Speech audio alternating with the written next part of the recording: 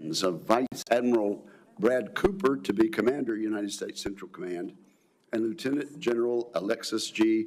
Grynkewich to be Commander, United States European Command, and Supreme Allied Commander, Europe. I welcome our nominees and their families, and I thank them for their continued willingness to serve our nation. I want to begin my remarks by recognizing the remarkable skill, courage, and professionalism displayed by the men and women of our military and intelligence communities who participated in Operation Midnight Hammer over the weekend. President Trump was right to authorize the mission to strike Iran's nuclear facilities and address this long-standing threat to the United States. Our Commander-in-Chief gave Ayatollah Khamenei every chance to negotiate peacefully. The Iranian leader, however, rejected our presence in treaties. He instead chose to continue his pursuit of a nuclear weapon and support of terrorism rather than a peaceful resolution that would have benefited the Iranian people. To be clear, the situation the Iranian regime finds itself in today is entirely of its own making. I know members of this committee will have questions about Operation Midnight Hammer and the administration's Iran policy. I do remind my colleagues there will be a classified briefing for all senators later today with senior administration officials to address many of these questions. If confirmed, Admiral Cooper will assume command of Centcom in the midst of a seismic shift across the Middle East. These changes were precipitated by Hamas's barbaric attack against Israel on October 7, 2023. Since then, Iran's conventional military capabilities have been severely degraded. Hezbollah's leadership has been decimated, and Hamas has been crushed. Iran's longtime political ally in the region, Syria's Bashar Assad, is out of power and in exile. Iran and its terrorist allies are weaker than they have been in decades, but the job is not done. We must do all we can to support the defense of Israel and ensure that American forces in the region have what they need. I hope to hear Admiral Cooper's unclassified assessment of recent developments and his description of the force posture and force protection requirements Centcom needs in order to contend with Iran, its proxies, and other threats emanating from the region. Lastly, we must not lose sight of the continuing threat posed by radical Islamist terrorist groups like ISIS and al-Qaeda. Although weakened, ISIS and al-Qaeda remain intent on killing Americans. I'm interested in Admiral Cooper's testimony about the current capabilities of terrorist groups in the region and what Centcom's counterterrorism strategy should be in order to counter this threat. Now, as to General Grynkewich, if confirmed, he will take command of Eucom and NATO at a time of war and great uncertainty. Vladimir Putin continues to remind the West that Russia remains a determined enemy, one which is willing to use force to vindicate long-held grievances and to violate international law. The Russian dictator's invasion of Ukraine has rained death and destruction upon a democratic people and serves as a warning to the world that the military threat from Russia is as relevant today as it ever has been. Indeed, earlier this month, NATO Secretary General Mark Rutte warned that, quote, Russia could be ready to use military force against NATO within 5 years, unquote. He added that Putin's war economy produces more munitions in 3 months than the whole of NATO produces in a year. Of course, Russia is not just a danger to our NATO allies. Russia also directly threatens the homeland. Its nuclear arsenal is sized and postured to destroy the United States. The members of this committee are keen to hear General Grynkewich's views of the threat Russia poses, as well as his plans to counter it. The United States faces a daunting challenge. We must deter and, if necessary, defeat 2 nuclear peer adversaries. That task highlights the important role allies play in our security. President Trump deserves considerable credit for dramatically increasing allied burden sharing, which has helped to renew NATO's purpose. NATO is now actively debating a commitment for members to spend 5% of their GDP on defense.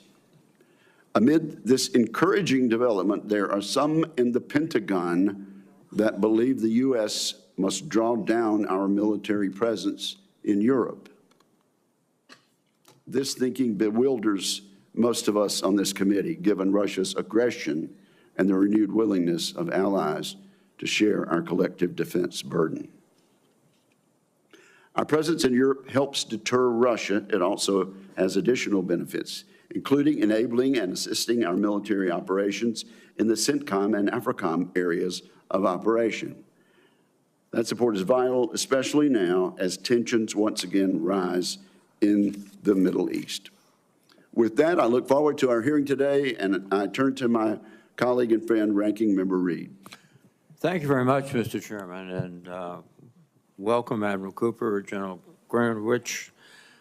Congratulations on your nominations, and thank you for stepping forward to continue your long careers of service.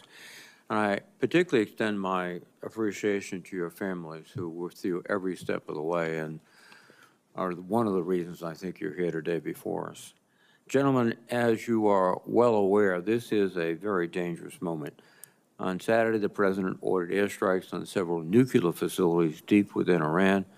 More than 100 American aircraft and thousands of service members executed a remarkable global operation that significantly damaged Iran's nuclear infrastructure, although we still await the final battle damage assessment.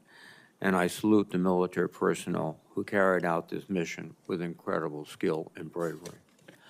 It is imperative that we prevent Iran from acquiring a nuclear weapon. However, I'm concerned about the consequences of this attack. Iran has already retaliated by launching ballistic missiles at our bases in Qatar and Iraq, threatening tens of thousands of American troops. Fortunately, these strikes were intercepted, but we must recognize the grave risk of igniting a broader regional war. And our forces in the region must continue to brace for additional attacks. And indeed, we've seen additional attacks between Israel and Iran. I urge the Trump administration to pursue diplomacy and international engagement to prevent further violence. Admiral Cooper, I trust that you understand the challenging situation within which you have been nominated to lead Centcom. In this regard, your distinguished record of service is encouraging. Your career as a surface warfare officer with extensive command experience in the Middle East, including your current position as Deputy Centcom Commander and previous command of U.S. Fifth Fleet, should serve you well. If confirmed as Centcom Commander, you will need to not only address the Iran crisis, but also continue to navigate the difficult environment surrounding Israel's war against Hamas in Gaza, the ever-present Houthi threat in Yemen, and the potential resurgence of ISIS in Syria and Iraq, all while the administration has announced significant force reduction in these areas.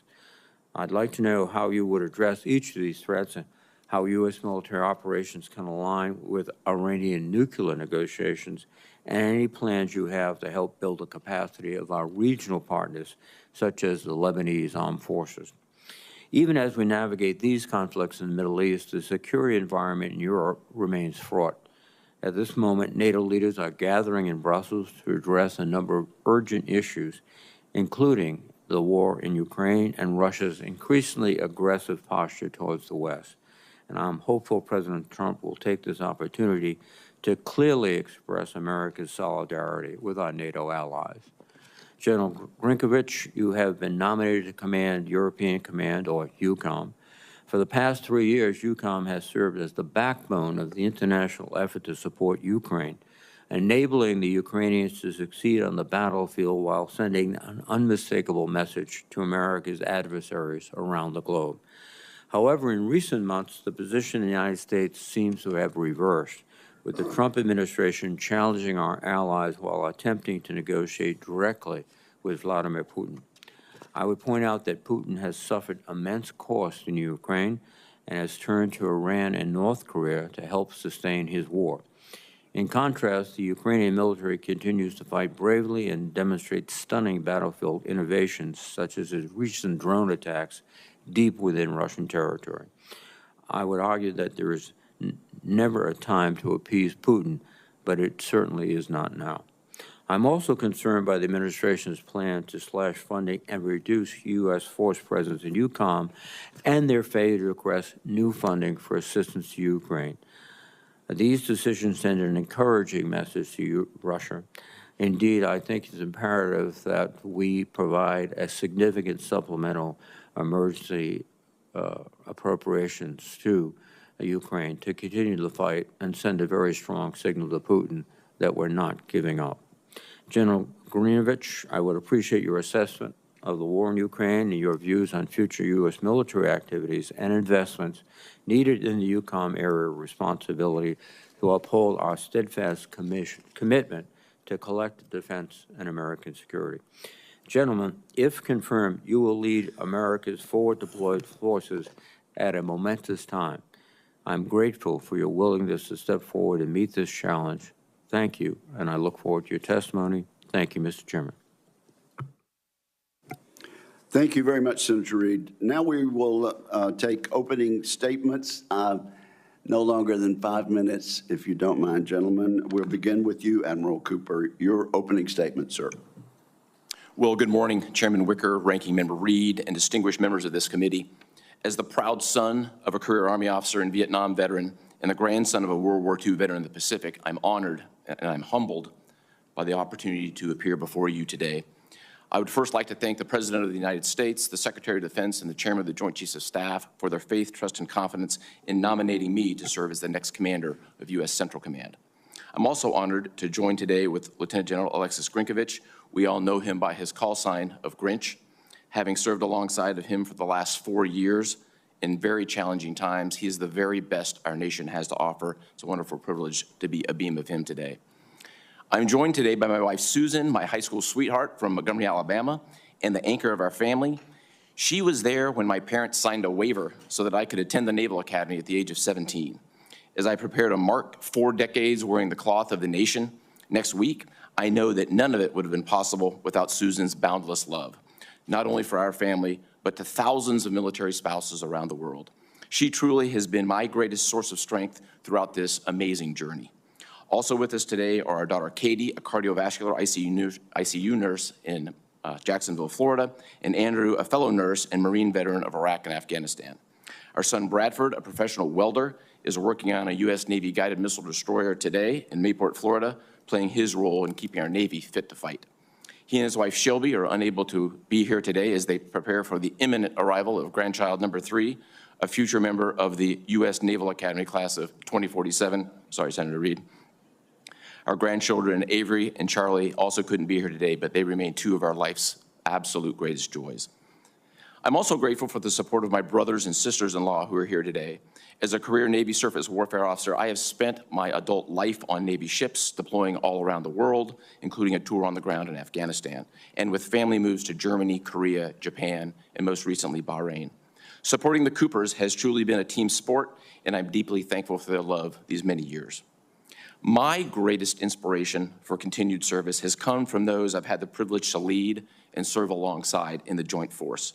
U.S. forces in the Middle East are laser-focused today on warfighting, lethality, and their readiness, and they are performing superbly. I honor them and their families for the sacrifices they continue to make for the nation.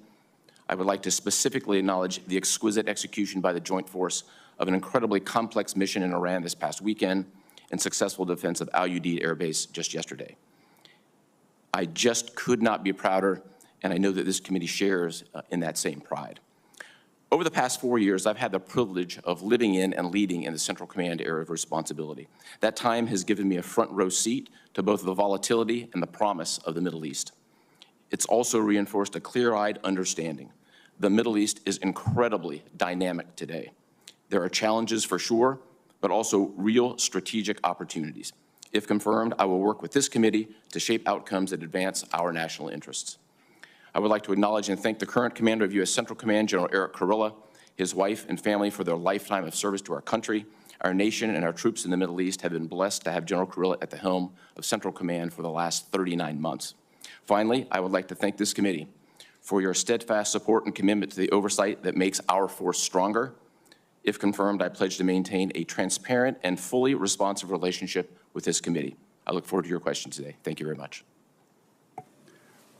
Thank you, Admiral Cooper, and thank you for your kind words about General Carrillo. I think they're shared by most of us here behind the dais. Before I recognize you, Lieutenant General Grynkewich, would you get together with Admiral Cooper and see if you can get that grandson of his in the Air Force Academy at the appropriate time? Sir, I'd be happy to. Okay. We all make mistakes. But. You are now recognized. Clearly, they're not qualified for West Point, but that's okay.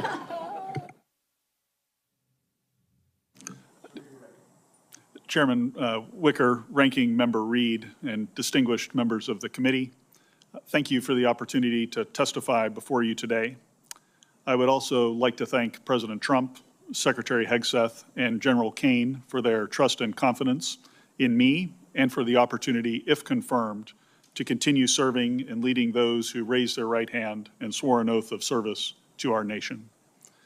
Today, I'm honored to testify alongside Vice Admiral Brad Cooper, the nominee for United States Central Command.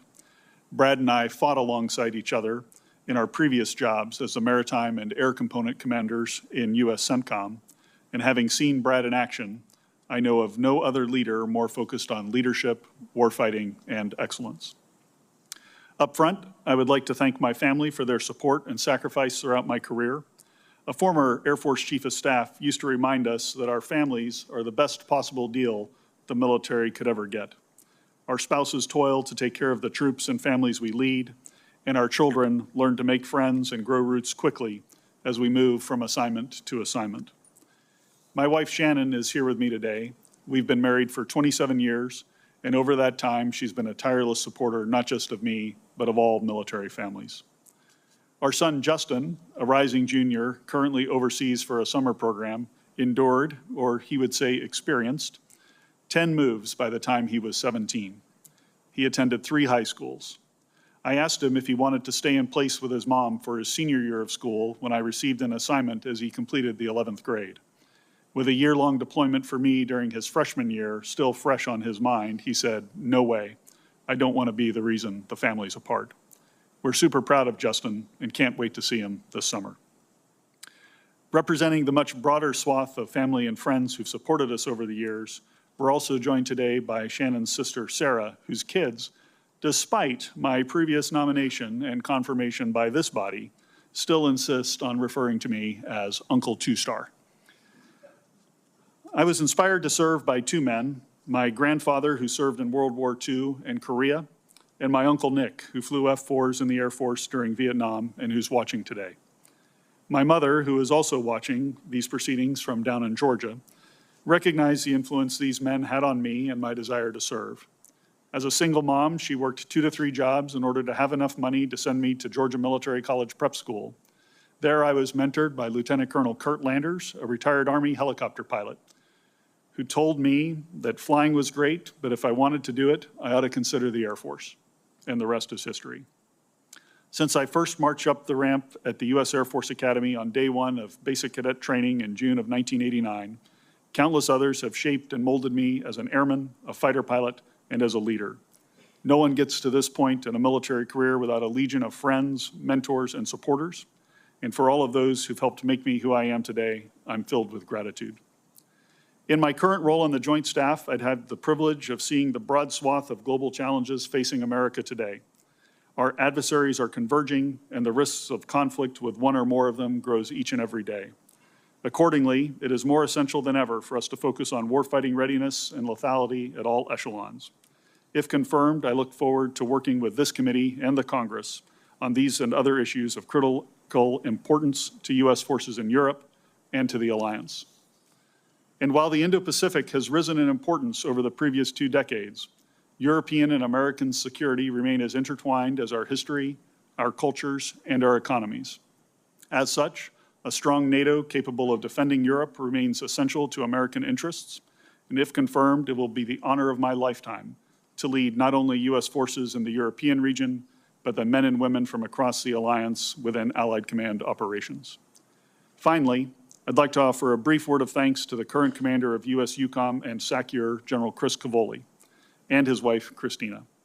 They have led our forces and those of the alliance during a highly consequential time, And I know the nation joins Shannon and I in wishing them all the best as they head into their next chapter after an incredible 38 years of service to the Army, the Joint Force, and the Alliance. Thank you again for the opportunity to be here today, and I look forward to your questions. Thank you, General, and thank you both, gentlemen. In order to exercise its legislative and oversight responsibilities, it is important that this committee and other appropriate committees of the Congress be able to receive testimony, briefings, and other communications and information. So I ask standard questions that we ask of every nominee, and you can just simply say yes or no aloud together, simultaneously. Have you adhered to applicable laws and regulations governing conflicts of interest? Yes. Yes. Do you agree when asked to give your personal views, even if those views differ from the administration in power? Yes. Yes. Have you assumed any duties or undertaken any actions which would appear to presume the outcome of the confirmation process? No. Will you ensure your staff complies with deadlines established for requested communications, including questions for the record in hearings? Yes. Yes. Will you cooperate in providing witnesses and briefers in response to congressional requests? Yes. Yes. Will those witnesses be protected from reprisal for their testimony or briefings? Yes. Do you agree, if confirmed, to appear and testify upon request before this committee? Yes. Do you agree to provide documents, including copies of electronic forms of communication, in a timely manner when requested by a duly constituted committee, or to consult with the committee regarding the basis for any good faith delay or denial in providing such documents? Yes. Yes. That concludes the standard questions, and now we'll begin a round of questions. Each senator will be allotted 5 minutes. Let me ask a question that I've asked to all the nominees this year, and also to the Secretary of Defense just recently at his latest hearing before this committee. And that regards reconciliation, the $150 billion that we anticipate will be put in the reconciliation bill for defense. Much of the funding in the defense reconciliation bill is unspecific and will technically be at the discretion of the Department of Defense, though we will write specific recommendations for them. A quick yes or no from each of you. Admiral Cooper, first, do you commit to follow the Congress's spending recommendations in defense reconciliation unequivocally? Yes. And Lieutenant General Grynkewich? I do, sir. Thank you very much. Now let's move on then to Centcom. And so, Admiral Cooper, you've spent a number of years serving senior military positions in the Middle East. It's fair to say you understand the Iranian threat better than most. How would you characterize Iran's ability to threaten the United States, Israel, and our partners in the region today after what has happened during the last weekend? How does the threat compare to just a few years ago before Hamas attacked Israel in October of 2023? And so you'll be talking about the Iranian threat as well as their terrorist proxies. Senator, thank you very much for the question. I think we would all agree that Iran is the #1 source of instability in the region, the #1 source of and sponsor of terror throughout the world. At the strategic level, I think they've been weakened since the events of 7 October. At the tactical level, I think they've been degraded. I think the degree to which that degradation has taken place, particularly in the last 12 days, is best discussed in a classified form. I think we'll be able to more ably articulate the specifics of what that looks like as a result of the last 12 days in conflict with Israel. Okay, and I do understand that, and I mentioned that in my opening statement, but would you agree with me that the remarkable effectiveness of Israel's military campaign against Iran and against its terrorist proxies has directly affected, in a positive way, American national security? I would, sir. How so? So I think if you zoom out and take a look at where the threats have been, and you look at decades of Iranian sponsorship of terrorism, you see the blood that's on the hands of the Iranians from Hezbollah to Iranian-backed militia with hundreds of attacks against American service members. They have and they continue to be threats to United States forces in the region. These terrorist groups could not possibly have engaged in their reign of terror without the assistance and backing of the Iranian regime, could they? They could not. Thank you very much. Now, let me say, Lieutenant General Grynkewich, but as I ask my question, let me agree with our distinguished ranking member that there's no time to try to appease Putin, but if ever there were, it surely would not be now. And that this is no time, in my judgment, for us to let up in support of those who would resist his illegal invasion of neighbors. General Grynkewich, General Cavoli has testified that ground combat forces are essential in deterring Russian aggression in Europe.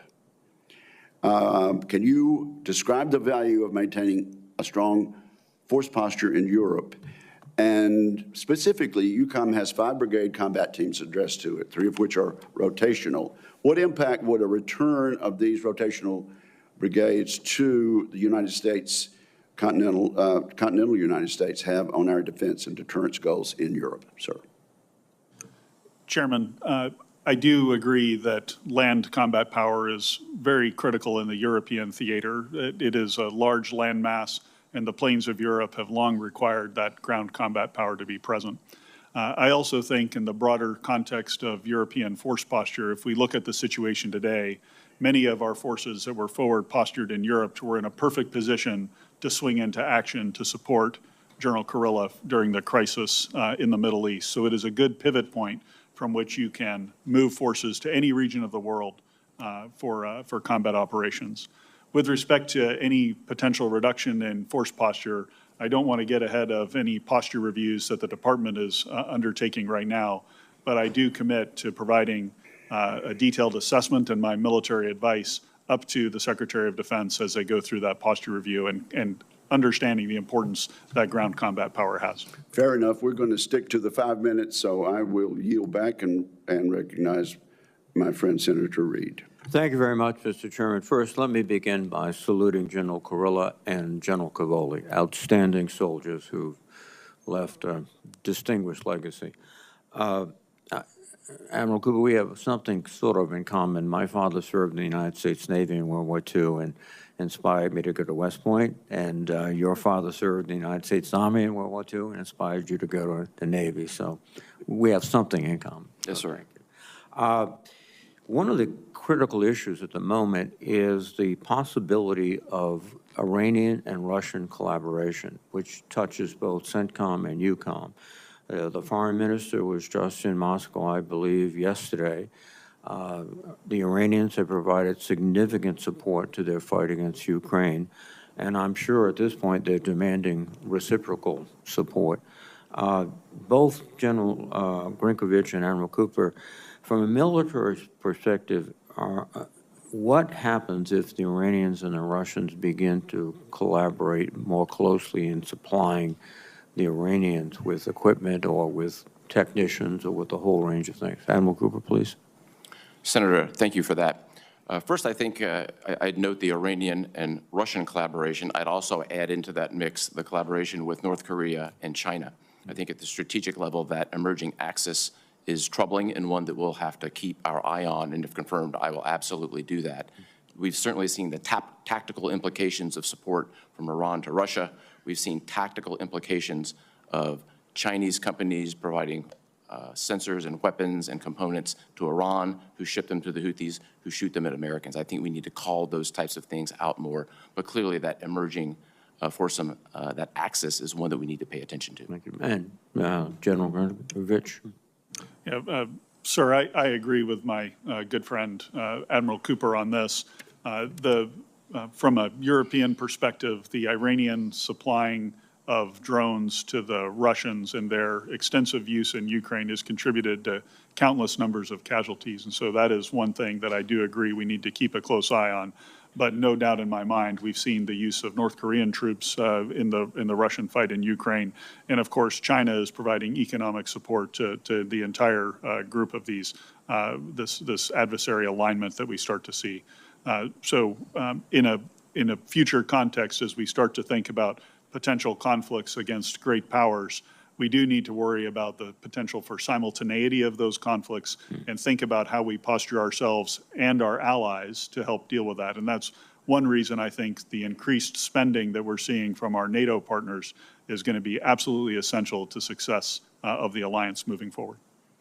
I think your experience, Admiral Cooper, in the Middle East is that it's not a linear process there. Things happen which are quite unexpected. And one aspect of this, and it was pointed out by Vali Nasser, who's one of the more perceptive commentators about the area, is that Iran might draw the lesson that their only deterrence is to have a nuclear weapon, and it could accelerate its process of trying to obtain a weapon. What's your assessment of the possibility of that? Senator, I think as we sit here now, and it's a very dynamic time, I'd be reluctant to make a strategic assessment or tactical assessment. I think that's best done by the intelligence community in the coming days. But for sure, the thing I think that we need to do right now, and we are doing with clarity, is making sure our men and women are safe in the Middle East. And that's where our focus is today, sir. Oh, thank you. A final question for Admiral Cooper. The proxy network of the Iranians has been significantly degraded by Israeli attacks primarily, but also other factors, the change in leadership in Syria. How are we going to continue that denigration of the proxies? That's one aspect of it. Second, do you sense, and this might be reserved for the closed session, that those proxies will eventually come back to the Iranians and start being active? Senator, first I would agree that proxies are significantly degraded, particularly Hamas and Hezbollah. If confirmed, it would be a priority of mine to deter conflict through both the deterrence of Iran and those proxies. I think we're going to have to continue to watch them very closely. While those two proxies have been degraded, we still have the Iranian-aligned militia groups that are out there, as well as the Houthis currently in a ceasefire with us. Thank you, gentlemen. Thank you very much. Thank you, Senator Reid. Senator Fisher. Thank you, Mr. Chairman. And thank you both, Admiral Cooper, General Grynkewich, for your service and for the service of your family to this country for many, many years. General, you're nominated not only to serve as commander of the U.S. European Command, but also as the Supreme Allied Commander, Europe, who is responsible for all NATO military operations and forces, and that includes the American nuclear forces that are assigned to NATO. NATO is a nuclear alliance. The role that you would assume in NATO has always been filled by an American, beginning with General Eisenhower in 1950. How do you view the role of nuclear deterrence with respect to the NATO alliance? Senator, in my view, the U.S. strategic nuclear forces under the command of General Cotton at U.S. Strategic Command are really foundational to the security of all of Europe and foundational to the security of the alliance, as really, and also underpin global security in many, many ways. And they're absolutely essential. I also would note the forward positioning of certain nuclear capabilities on the continent, and those provide a very important backstop against any potential threat coming from the east. You earlier were asked about the increased, the higher role of spending from our NATO partners to 5% of GDP. I'm curious how you would work to coordinate among the NATO members to ensure that their investments would be complementary to each other and to the alliance as a whole. Senator, if confirmed, I think that would be one of my major responsibilities, is to ensure that any increased spending was done in a way that benefited the alliance and ensured the achievement of capability targets that the alliance has agreed to. I'd also note the work that has been done on the NATO plans and that there are specific requirements and capabilities that are essential to the effective execution of those plans. And so, certain countries have strengths in particular areas. Some countries are very strong in the land domain. Others have a stronger position in the maritime domain.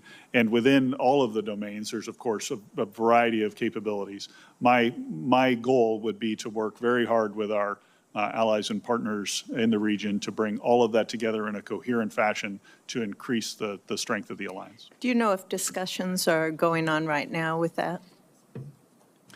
Ma'am, I'm certain that those have started, absolutely. Thank you. Admiral Cooper, yesterday we had the opportunity to visit a little bit in a classified session together, and we talked about Iran's influence in both Syria and Lebanon and how that's been changed with recent events. And it sounds like there are real opportunities in the future for more stability, for peace within those nations.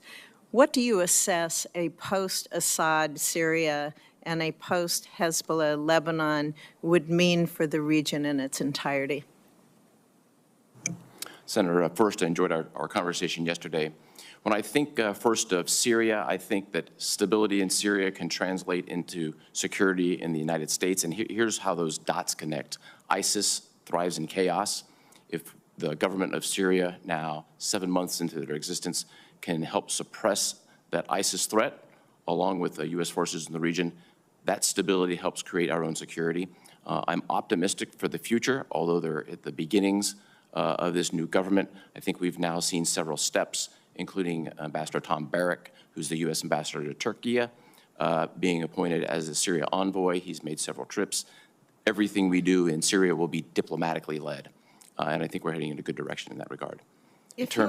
If you are confirmed, how would you ensure that Centcom integrates its actions both with state and treasury to support more stability, growing stability within Syria? Senator, I would anticipate we will be nested very closely, diplomatically led, drafting in behind. As the policies start to sharpen on this, we will be prepared to provide our best military advice on how to support those policies. Thank you. Thank you, Mr. Chairman. Thank you very much, Senator Fisher. Senator Hirono. Thank you, Mr. Chairman. Welcome to both of you and your families. Thank you very much for your service. To ensure the fitness of nominees for the positions to which they have been nominated, I ask the following two foundational questions of all nominees before any of the committees on which I sit. So I will ask these questions of you. We'll start with Admiral Cooper and then go on to General Grynkewich. So since you became a legal adult, have you ever made unwanted requests for sexual favors or committed any verbal or physical harassment or assault of a sexual nature? I have not. I have not. Have you ever faced discipline or entered into a settlement related to this kind of conduct? No. No. The Middle East remains a volatile, unstable region, and the situation risks drawing the U.S. and our allies into a protracted war, risking the lives of American service members without a clear plan for what comes next. And Iran should not have a nuclear weapon, which is why I and others supported the 2015 JCPOA, which allowed the IAEC to inspect suspected Iranian nuclear facilities. Only Congress can declare a war, and the vast majority of Americans oppose another endless conflict in the Middle East. And even after a hastily announced ceasefire, the situation remains highly tenuous, while ongoing attacks, conflicting claims, and a rapidly evolving regional crisis continues. So this regime must use all, and I am talking about the Trump regime, must use all diplomatic tools at its disposal to avoid further escalation and instability in the region. Admiral Cooper, I am concerned about additional escalation following the strikes on Iran's nuclear facilities, and despite the president's, as I mentioned, ceasefire announcements, the situation clearly remains volatile with renewed attacks and conflicting claims. What steps is CENTCOM taking or should take to deter further Iranian retaliation, especially as tensions remain high? Senator, first, I would agree the Middle East is a very dynamic region today, and dangers do exist. From a military perspective, our #1 priority is the safety of our men and women in uniform, the force protection. We are laser focused on that today, and if confirmed, it would remain my #1 priority, taking care of our men and women in uniform. Well, you know, we have some 40,000 troops that are in the area, and so force protection of those troops will be really critical. But do you have any ideas about what Central Command can do to ensure that that region becomes more stable? I think for the For last... example, would you really support diplomatic efforts? Senator, absolutely. As a first step. Absolutely. Step 1 is diplomatically led, as we saw over a multi-month period. And in support of that, a number of options, as required by law, were provided to support that diplomatically led effort. And if confirmed, I would provide those same set of options. Does Central Command have a role in fostering these diplomatic engagements, discussions? Central Command certainly has a role in the mill-to-mill underpinning that support the diplomatic engagements. We've had that for decades. It's particularly strong now, and if confirmed, I would look to nurture those relationships. So how would Central Command balance the need to continue protecting our allies, i.e. Israel, with the emerging threat to U.S. forces of some 40,000 troops in the region following this weekend's strike of Iran's nuclear facilities? Senator, this is something we've been focused on for many years, particularly illuminating since the October 7th attacks in 2023, and it's a priority effort every single day, and I would anticipate that would continue, and if confirmed, it would certainly be a priority of mine. Well, we have a situation in which the head of our intelligence forces, well, basically intelligence agency, says that Iran was not pursuing its nuclear ambitions. Meanwhile, you have a president who says, I don't believe her. This does not give us much reassurance of what is actually happening in the region. So Mr. Chairman, thank you. I know I'm beyond my time, but the volatility remains. Thank you very much. Thank you very much, Senator Hirono. Senator Cotton. Gentlemen, congratulations on your nominations. Thank you to your families for their sacrifices over the year, and most important, thank you to the men and women you represent in your organizations and will represent for their service as well. I want to commend you both and commend everyone who was involved in the exceptionally successful mission against Iran over the weekend. Admiral Cooper, I want to return to a brief point you made with Senator Wicker. Although we have dealt a massive setback to Iran's nuclear threat, which is the worst kind of threat they could pose to us, Iran still poses a severe threat to our troops and to Americans around the world, right? They do. They possess considerable tactical capability, one element of which we saw yesterday, which we thwarted in defense of Al Udeid Air Base. And as the next commander of Central Command, one of your top priorities will be to continue the aggressive defensive posture and to continue the deterrence that's now been reestablished against Iran to defend our troops in the region as well as all of our friends in the region, Israel and the Arab nations. Absolutely, sir. It would be an important priority, deterring Iran in proxy. And I know that President Trump is mindful about this, that just because they had a very weak response yesterday, which they telegraphed in advance, doesn't mean that there might not be another response in a day or a week or a month or a year or 3 years, and it could be missiles or rockets against our troops, or it could be trying to blow up an embassy around the world or targeting American citizens for terrorist attacks, something that we have to be constantly on guard against because Iran has been terrorizing America and the civilized world for 46 years. Is that right? Completely agree, sir. We've got to be in a three-point stance, ready to go every single day. And at bottom, Iran didn't become a terrorist state because the United States bombed their nuclear bunkers. The United States bombed their nuclear bunkers because they're a terrorist state. Is that right? I would agree. Thank you.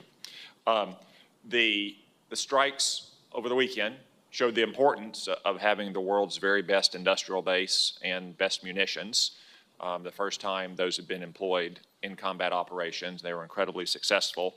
But the wars, both in the Middle East since October 7th and in Ukraine, has also revealed the fragility of munitions production in this country and the defense industry. Would you agree that we need to do a lot more to increase capacity for our munitions industrial base? I would, sir. It's an area of significant concern. I know this is an area that senior DOD leadership is focused on right now. It's not a new issue. It's been around for some time, but clearly it's one we need to focus on right now. And General Grynkewich, I assume both in your current role in the Joint Staff and also your anticipated role in Europe, you would agree as well that we need to significantly expand munitions production in this country? Senator, I would. As the Director for Operations on the Joint Staff with the responsibility along with my colleagues in logistics and sustainment for managing those munitions and pushing them to the fight, I'm acutely aware of some of the limitations that we have. And if confirmed, I would continue to advocate for strong investment on both sides of the Atlantic in the industrial base. And our industrial base includes our defense contractors, companies that make this in the private sector, but it also includes our organic industrial base within the department. And given the track record over the last 3 years, would you agree that we really need an all-of-the-above strategy? We need to push both the private sector and lean on the assets we already have in the Department of Defense to produce the munitions our warfighters need? Senator, I would. The organic industrial base does need that investment and attention. And on the private sector side, I would say we need to focus not just on traditional prime contractors, but also expand the competitive space to new entrants to get as much production capacity as possible. Thank you. Admiral Cooper, I think I saw you vigorously nodding your head in agreement. Would you like to state that for the record? Absolutely. I think the characterization of an all-of-the-above strategy is the appropriate characterization. Okay. The operation last weekend, I guess a couple Thursdays ago in Iran, with the use of drones launched from inside the country, as well as a few weeks ago by Ukraine inside Russia, has revealed once again the threat that drones can pose to our bases here in the United States. And I've worked with Senator Gillibrand and a lot of other senators to address that threat here in the U.S., and we're going to try to pass legislation to expand the department's authorities on it. But General Grynkewich, it's also a real threat in Europe, the prospect of NATO or American positions being attacked by drones, as we saw in Iran or as we saw in Ukraine. How do you assess the drone threat right now in the European theater? Yeah, Senator, I think it's an acute threat. It's a new technology, and our investment in both counter-UAS capability and the ability to do the same sort of activities with our own drones needs vigorous attention. Thank you. I agree it's an acute threat. If Israel can do it to Iran, if Ukraine can do it to Russia, we need to assume that the bad guys could do it to us and our troops and our bases as well, whether overseas or even here at home, and we need to counteract it rapidly. Thank you. Thank you, Senator Cotton. Senator King. Thank you, Mr. Chairman. Senator Langford and I, 3 weeks ago, were in your AOR, Admiral, and in Baghdad and Erbil, Beirut, Amman, and Turkey, and Istanbul. And first, I want to say what wonderful people we have working for us.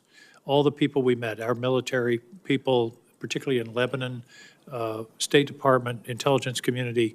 This country is very fortunate to have the quality people that we have in dangerous and difficult circumstances. You're nodding. I presume you agree with that observation.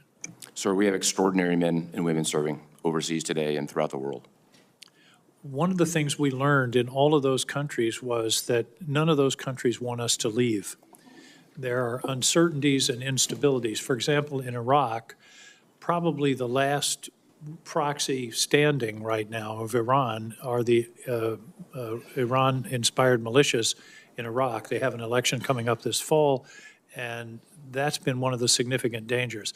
What I'm getting at is, it seems to me, given the renewed volatility, this region has been volatile, seems like forever, but the renewed volatility in the last several months is not a good time to be drawing down our forces because they are viewed as stabilizing forces in all of those countries in the Middle East. Do you have thoughts about that?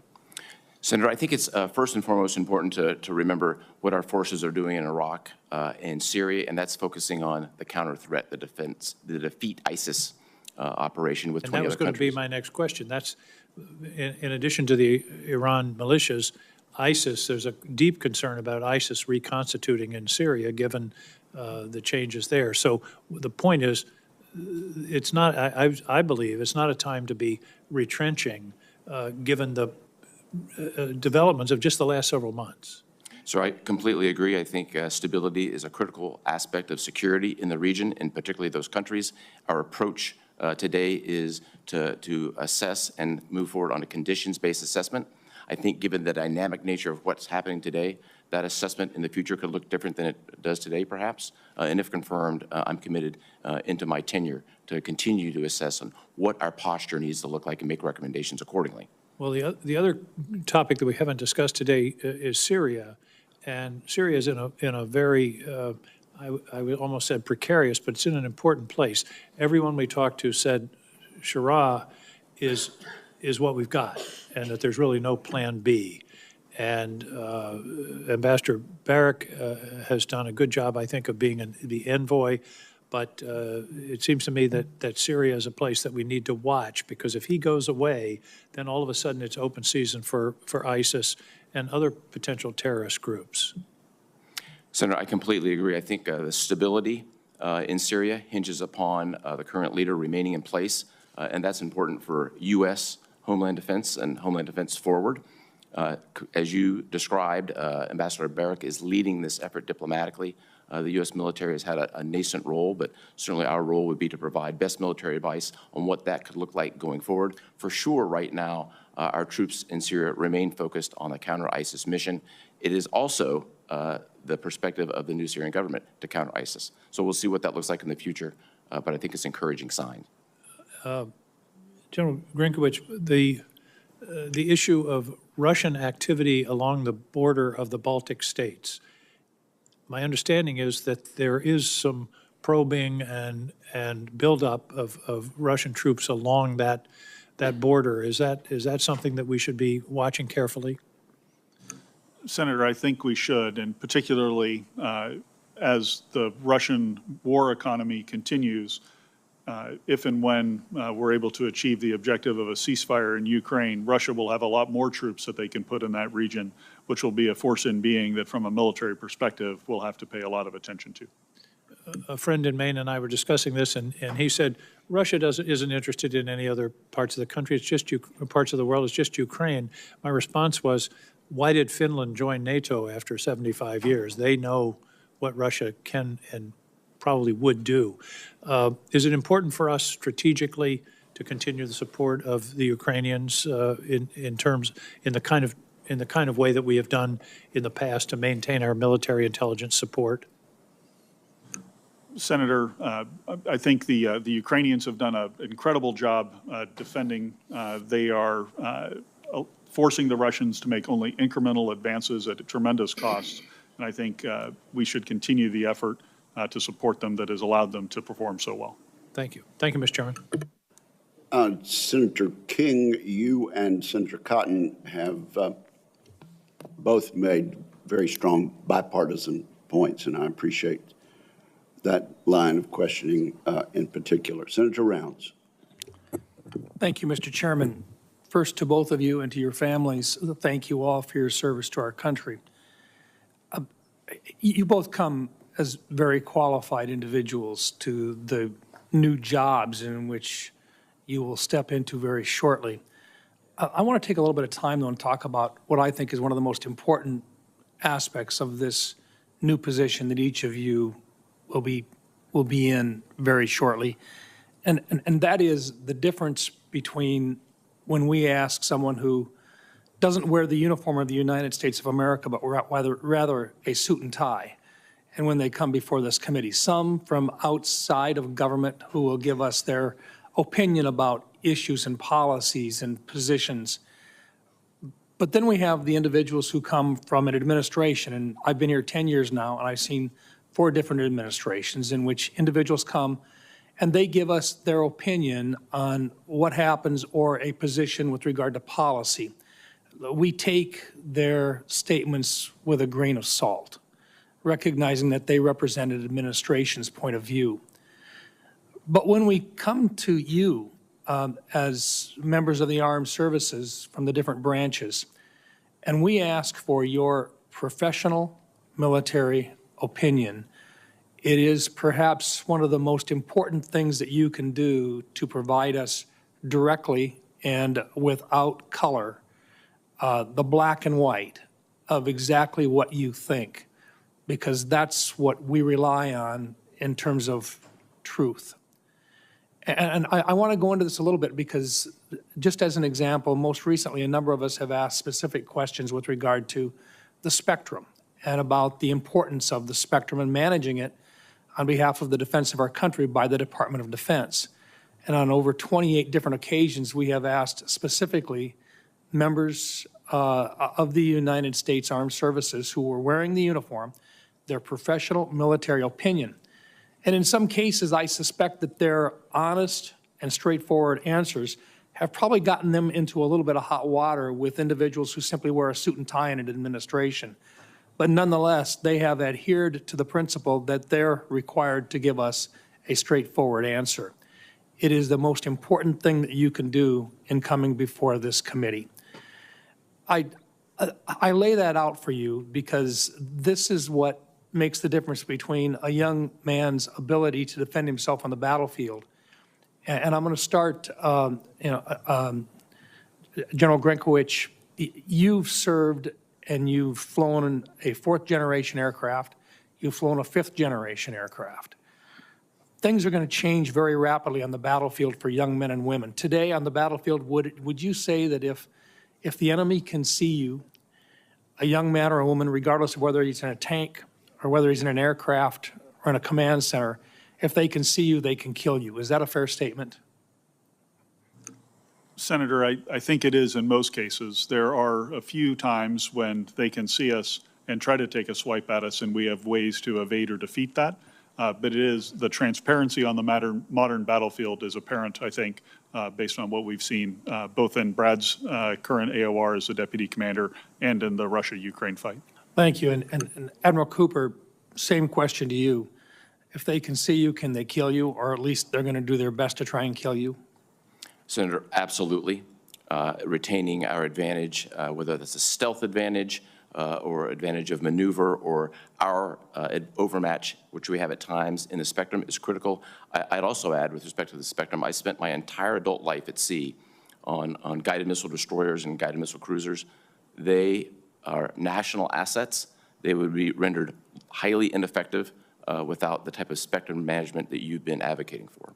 Thank you. And this is the reason why I think it is absolutely critical. And there's going to be lots of questions up here about munitions and everything else. But if I could simply, once again, strongly recommend that when the question from any member of this committee, Republican or Democrat, is given to you, and they ask for your professional military opinion, it's because we're trying to find out exactly what's going on.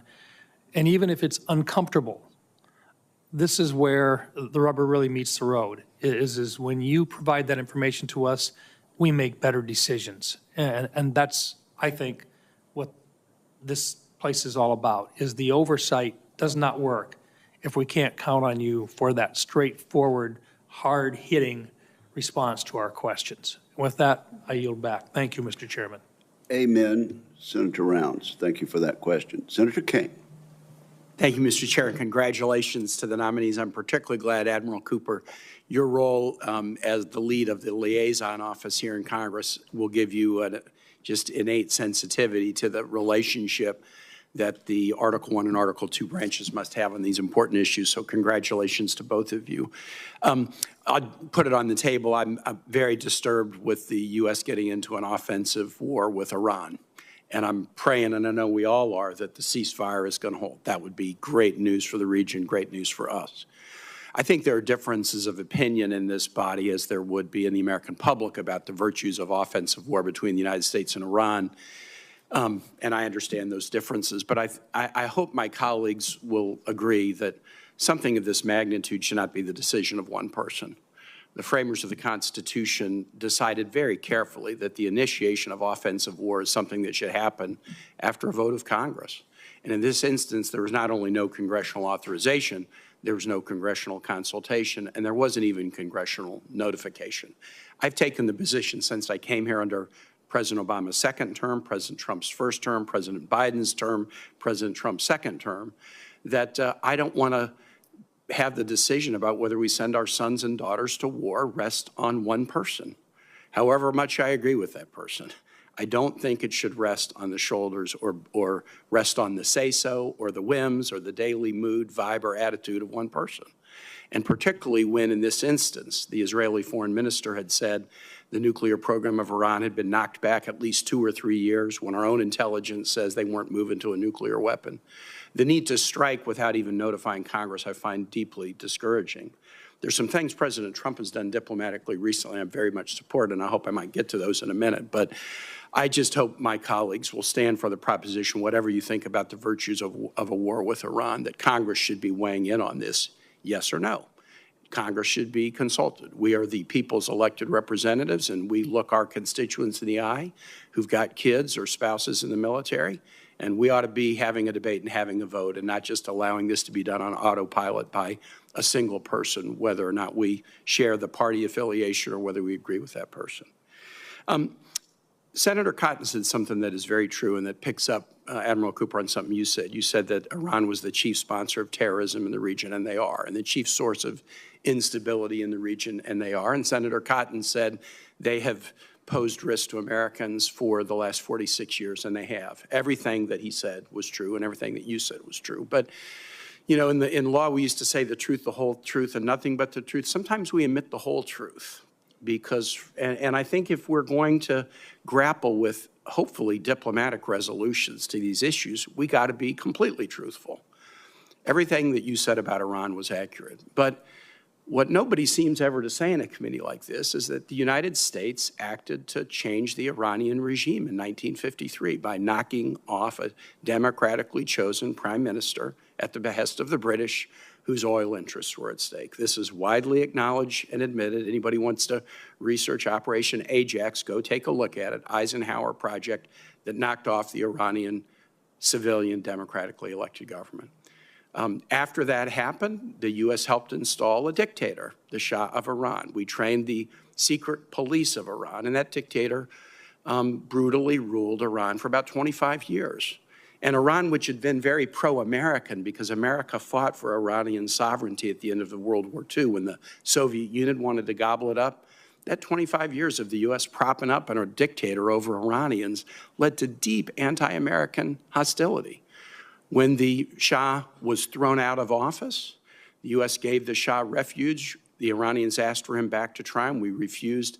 The Iranians took over the embassy and held American hostage, a violation of international law. In subsequent years, the United States military shot down an Iranian passenger. The USS Vincent shot down a passenger jet in the 1980s, killed 290 Iranian civilians. That was on us, not on them. The U.S. gave weapons to Iraq when Saddam Hussein invaded Iran, a huge war in the region that cost 300,000 Iranian lives. And the U.S. provided weapons for Iraq to help them kill Iranians.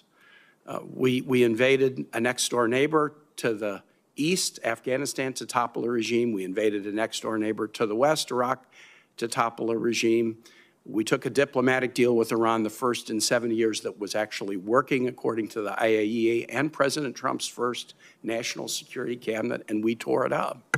If we're going to try to find a diplomatic resolution, we not only have to acknowledge the Iranian terror that you truthfully recognize, but we also have to recognize that in a diplomatic solution, they have some points of concern as well. And if we don't deal with all of them, we won't find the diplomatic resolution that we would want rather than war. Thank you. Senator Ernst. Thank you, Mr. Chair. Gentlemen, I want to thank you for being here today. I especially want to thank your spouses and your family members for being here as well. We know it takes a whole group of folks to help you succeed in what you do, and we're very grateful for their service as well. I'd like to start with you, Admiral Cooper, of course. Operation Midnight Hammer is on everyone's minds, and I want to thank the incredible pilots, warriors, support teams for all that they did to make it a very successful mission. I am extremely proud of Team America. So I'll start with you. Senator King had mentioned ISIS, and I want to go a little bit further on that because we still see them as a big threat to those Americans and others that serve and live in the Middle East. Just last week, we saw ISIS extremists bomb a church in Damascus. So we know that they're still operating. It's a clear indication that that threat requires continued vigilance.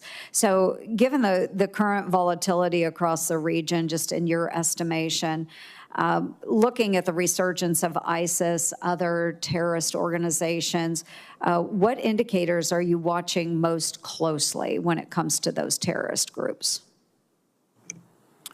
Senator, first, thank you for your time yesterday, and thank you for the question. Defending the homeland broadly and defending it forward is of critical importance to us.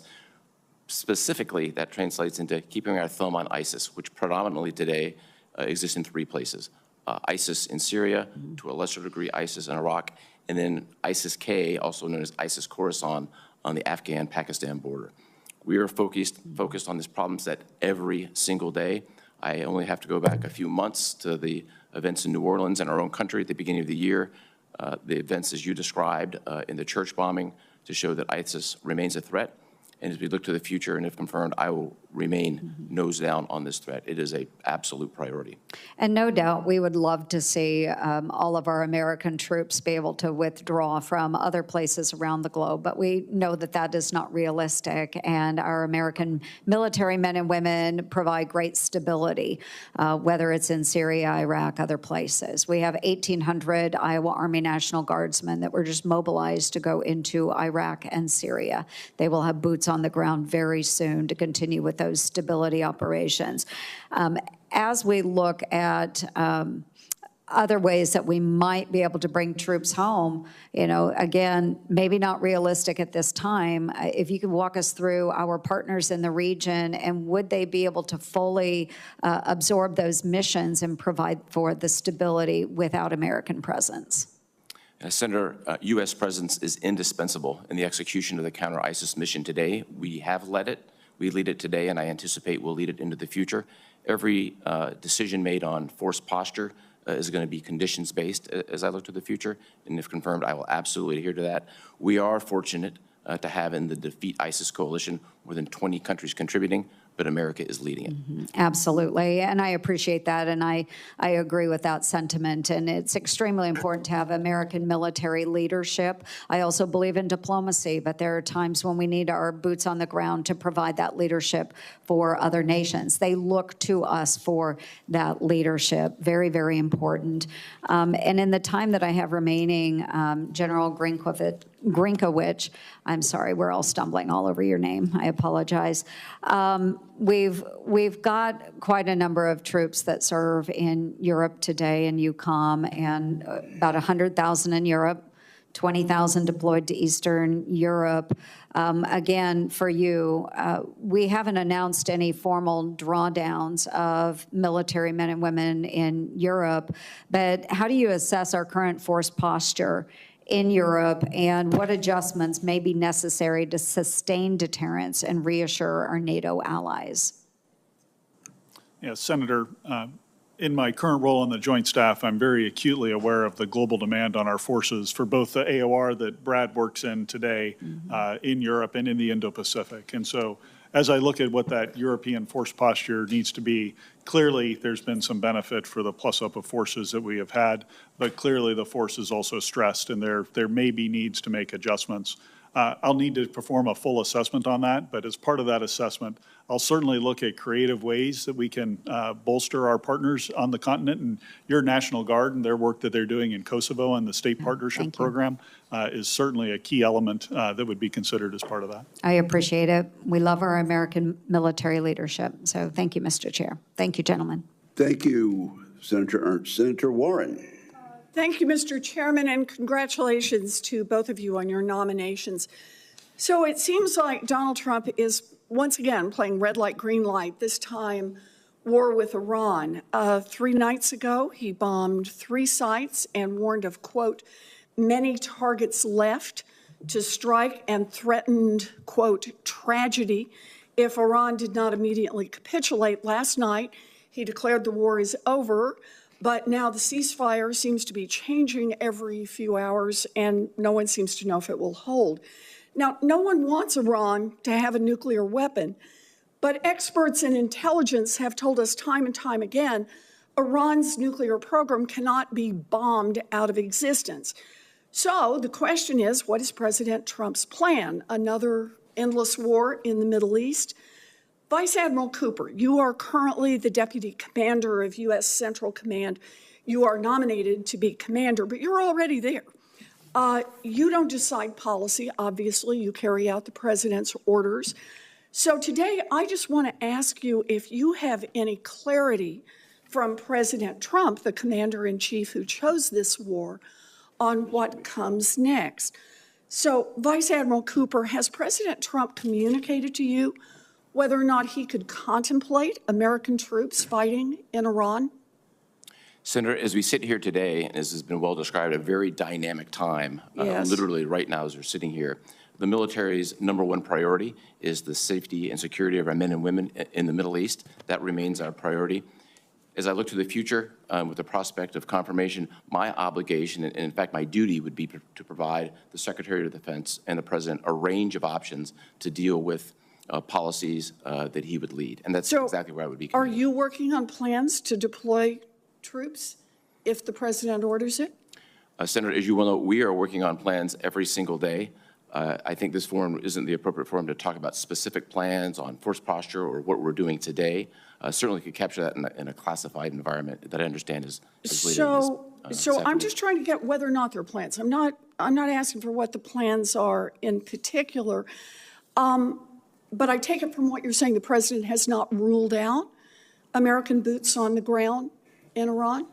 Senator, I think from a military perspective, it's critically important today that we provide the maximum latitude and decision space to the Secretary of Defense and the President to decide on key plans and directions, and we'll be standing by to execute those, as is our duty to do. So on Saturday, President Trump and his administration claimed that the goal was to end Iran's nuclear program, not regime change, and declared complete victory with no evidence to support that. And then on Sunday, the president reversed course, posting, quote, that if the current Iranian regime is unable to make Iran great again, why wouldn't there be regime change? And yesterday he congratulated everyone on a ceasefire and said, quote, God bless Iran. Vice Admiral Cooper, has President Trump communicated to you how long he intends this war could go on if the ceasefire breaks? Senator, our role from a military perspective is to remain ready for a wide range of contingencies and protect our people, and that's exactly what we're doing today. So that means you're preparing for a protracted war, is that right? I think it would be inappropriate to comment on any specific action, but we're prepared for a wide range of contingencies, which is what would be expected. Well, I'm just asking about your preparations, sir. I'm not asking what actions you will take. Our service members who volunteer to give so much have a right to know that the President of the United States values their lives and sends them into harm's way only when we clearly have a plan to understand how this protects the United States of America.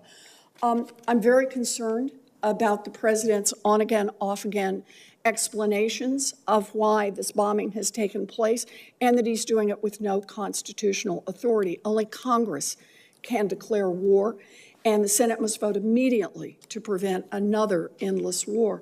So I want to raise one more question, and that is reports that the Trump administration now wants to dismantle reforms developed under the first Trump administration to prevent civilian harm.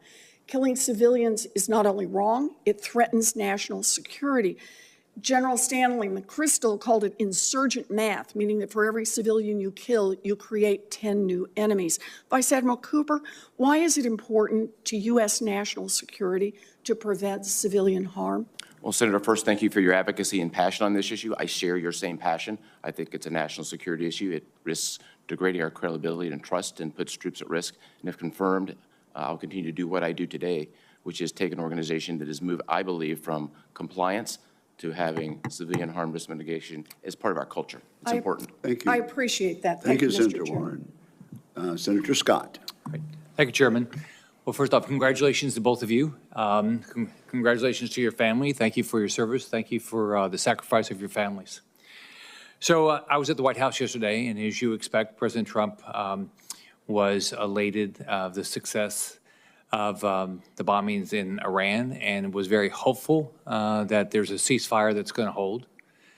I think we all would love to make sure Iran does not have nuclear weapons. So I'm very appreciative that the President was willing to make the decision to do it. Not many people would have made that decision, and it looks like we're going to get a positive outcome. So for both of you, is the world a safer place with President Trump in office and Iranian nuclear facilities taken out? Whoever you want to start. Senator, no country in the world wants Iran to have a nuclear weapon. It's a safer place the farther back that is put. The world is safer with Iran not having a nuclear weapon, Senator. How do you think it changes the dynamics for some people that want to, that have decided to be our enemies, like Russia and Communist China and North Korea? How do you think it changes their thought process, knowing that the United States that we have a president that's willing to defend the freedom of the world, and especially our freedom? Senator, I'll echo some of the comments the ranking member and chair made earlier on the incredible performance of the joint force, projecting American combat power from the continental United States halfway around the globe. I think that sends a message to everyone about the ability of America to reach out and touch any target anytime we want to. Senator, my assessment would be that China and Russia are looking at this from a deterrence angle. We all know deterrence has 4 components: capability, capacity, will, and messaging. This was a strong demonstration of will, and I would anticipate that other countries are watching. Thank you. For each of you, when you take over your roles, what will be your thought process to make sure we have the right assets, the right people, the right strategy in the areas that you're going to be responsible for? Chairman, I have had the benefit of a global view of problems from my current position on the Joint Staff. And as I dive into issues on the European continent, the types of things that I'll be focused on will include the readiness of our warfighters, and that includes both U.S. warfighters and, if I'm lucky enough to be confirmed, the warfighters across the 32 nations of the alliance. I also think that it will be very important to look at the pivots in the character of war that are occurring right now in terms of unmanned and digital technologies, both from things like unmanned surface vehicles, unmanned aerial vehicles, but also the underlying application of artificial intelligence and the connective tissue that allows us to effectively command and control. So those will be some of my key focus areas. Senator, I would leverage the 4 years of experience I've had, including 3 years living about 100 miles from Iran, and orient my priorities generally in 3 areas. Defending the homeland, that translates to keeping our thumb on terrorists in the Middle East. I would look at deterring Iran and its proxies. I think that is a critical element of our national security. And also, I would look at countering China. I also agree that with my friend Grynkewich here, that the character of warfare is changing, and I think everything that we can do tactically to get warfighting tools into the hands of warfighters faster, something that should be pursued with a sense of urgency. Thank you. Admiral Cooper, what's the importance of the Abraham Accord and our relationships with our military relationships with our partnerships with the Arab countries that are supportive of Israel? So when the Abraham Accords were signed in the fall of 2020, and then we saw Centcom shift from a European orientation into Israel shift from a European orientation to Centcom. I think the confluence of those 2 events and an alignment and agreement that Iran is the principal threat presents extraordinary opportunities to advance security and enhance deterrence through the Abraham Accords countries. All right. Well, thanks for your service. Congratulations on your nomination. I know you guys are both going to do a great job. Thank you, Senator Scott. Senator Kelly. Thank you, Mr. Chairman. Gentlemen, thank you for being here today. Congratulations to you both on your nominations. I want to take a moment to discuss ISR, the requirements in Eucom and Centcom, two theaters that I think routinely make some heavy use of ISR. Could each of you please just briefly describe the ISR requirements in your respective theaters and how important ISR is for you to execute your strategy? Senator, thank you very much for that. I think of this in two buckets. The ISR necessary to keep our eyes on and defend our homeland against terrorists throughout the region. And I also think it's important to have the ISR to keep our eyes on and deter Iran. Those are the two principal areas that we're focused on today. In general? Yeah, Senator, in the European theater, intelligence, surveillance, and reconnaissance is absolutely essential. It's essential to keeping track of Russian activity, both in the maritime and the air domain. It's essential to protect the avenues that might threaten our homeland, and essential to monitor the eastern flank of the alliance. You know, one trend, I think it's fair to say, is this reliance on space-based platforms instead of aircraft. I think my view is we probably continue to need both. In Centcom, Admiral, you have a challenge here, possibly ahead of you, with regards to the Straits of Hormuz and the possibility that the Iranians could use sea mines on the straits deployed by ships. I don't think they can deploy them by aircraft. I might be wrong about that. Could you talk about how the ISR requirement, if you have to deal with a continuing aggressive Iran, but with regards to closing down the straits and what that could mean to operations for the Fifth Fleet and for Centcom? Senator, in my own experience from having commanded the Fifth Fleet for nearly 3 years, and as well as the associated Mine Task Force, which is coalition in nature, I think we have sufficient capacity and capability to handle the threat. ISR is a critical enabler to getting to the left of any Iranian actions. It would certainly be important for us to watch what they're doing and attempt to both anticipate and then react faster in the threat. It's a significant threat. It's a known threat, and one that we're watching every single day. And what would the reaction be if they start to deploy sea mines? Do you have the adequate number of minesweepers? Do you try to remove them? How do you protect shipping going through that 30-mile strait? It is a complex problem for sure. Iran has thousands of sea mines. It's a fairly narrow area. We do have a sufficient and the largest mine force in the world presently in the Middle East. Do you know how they would deploy them? Like specifically what ships of theirs would be used to deploy sea mines? We do have a good understanding of what that looks like. And do we track where the ships are located, and would we know if they start pulling out of port? We track them closely, and yes, we would know. All right, thank you. I've got another quick question about just close air support. We're in the process of divesting, and this is for you, General, primarily, divesting from the A-10 platform, our premier close air support airplane. Special Operations Forces will have an armed overwatch capability with the OA-1K. Possibility we could try to do this more with F-16s, F-35s. I just want to get your opinion, because there is also a trend here away from, what we think of, lower to the ground, slow movers, Apaches as an example. We're no longer going to upgrade AH-64Ds to Es.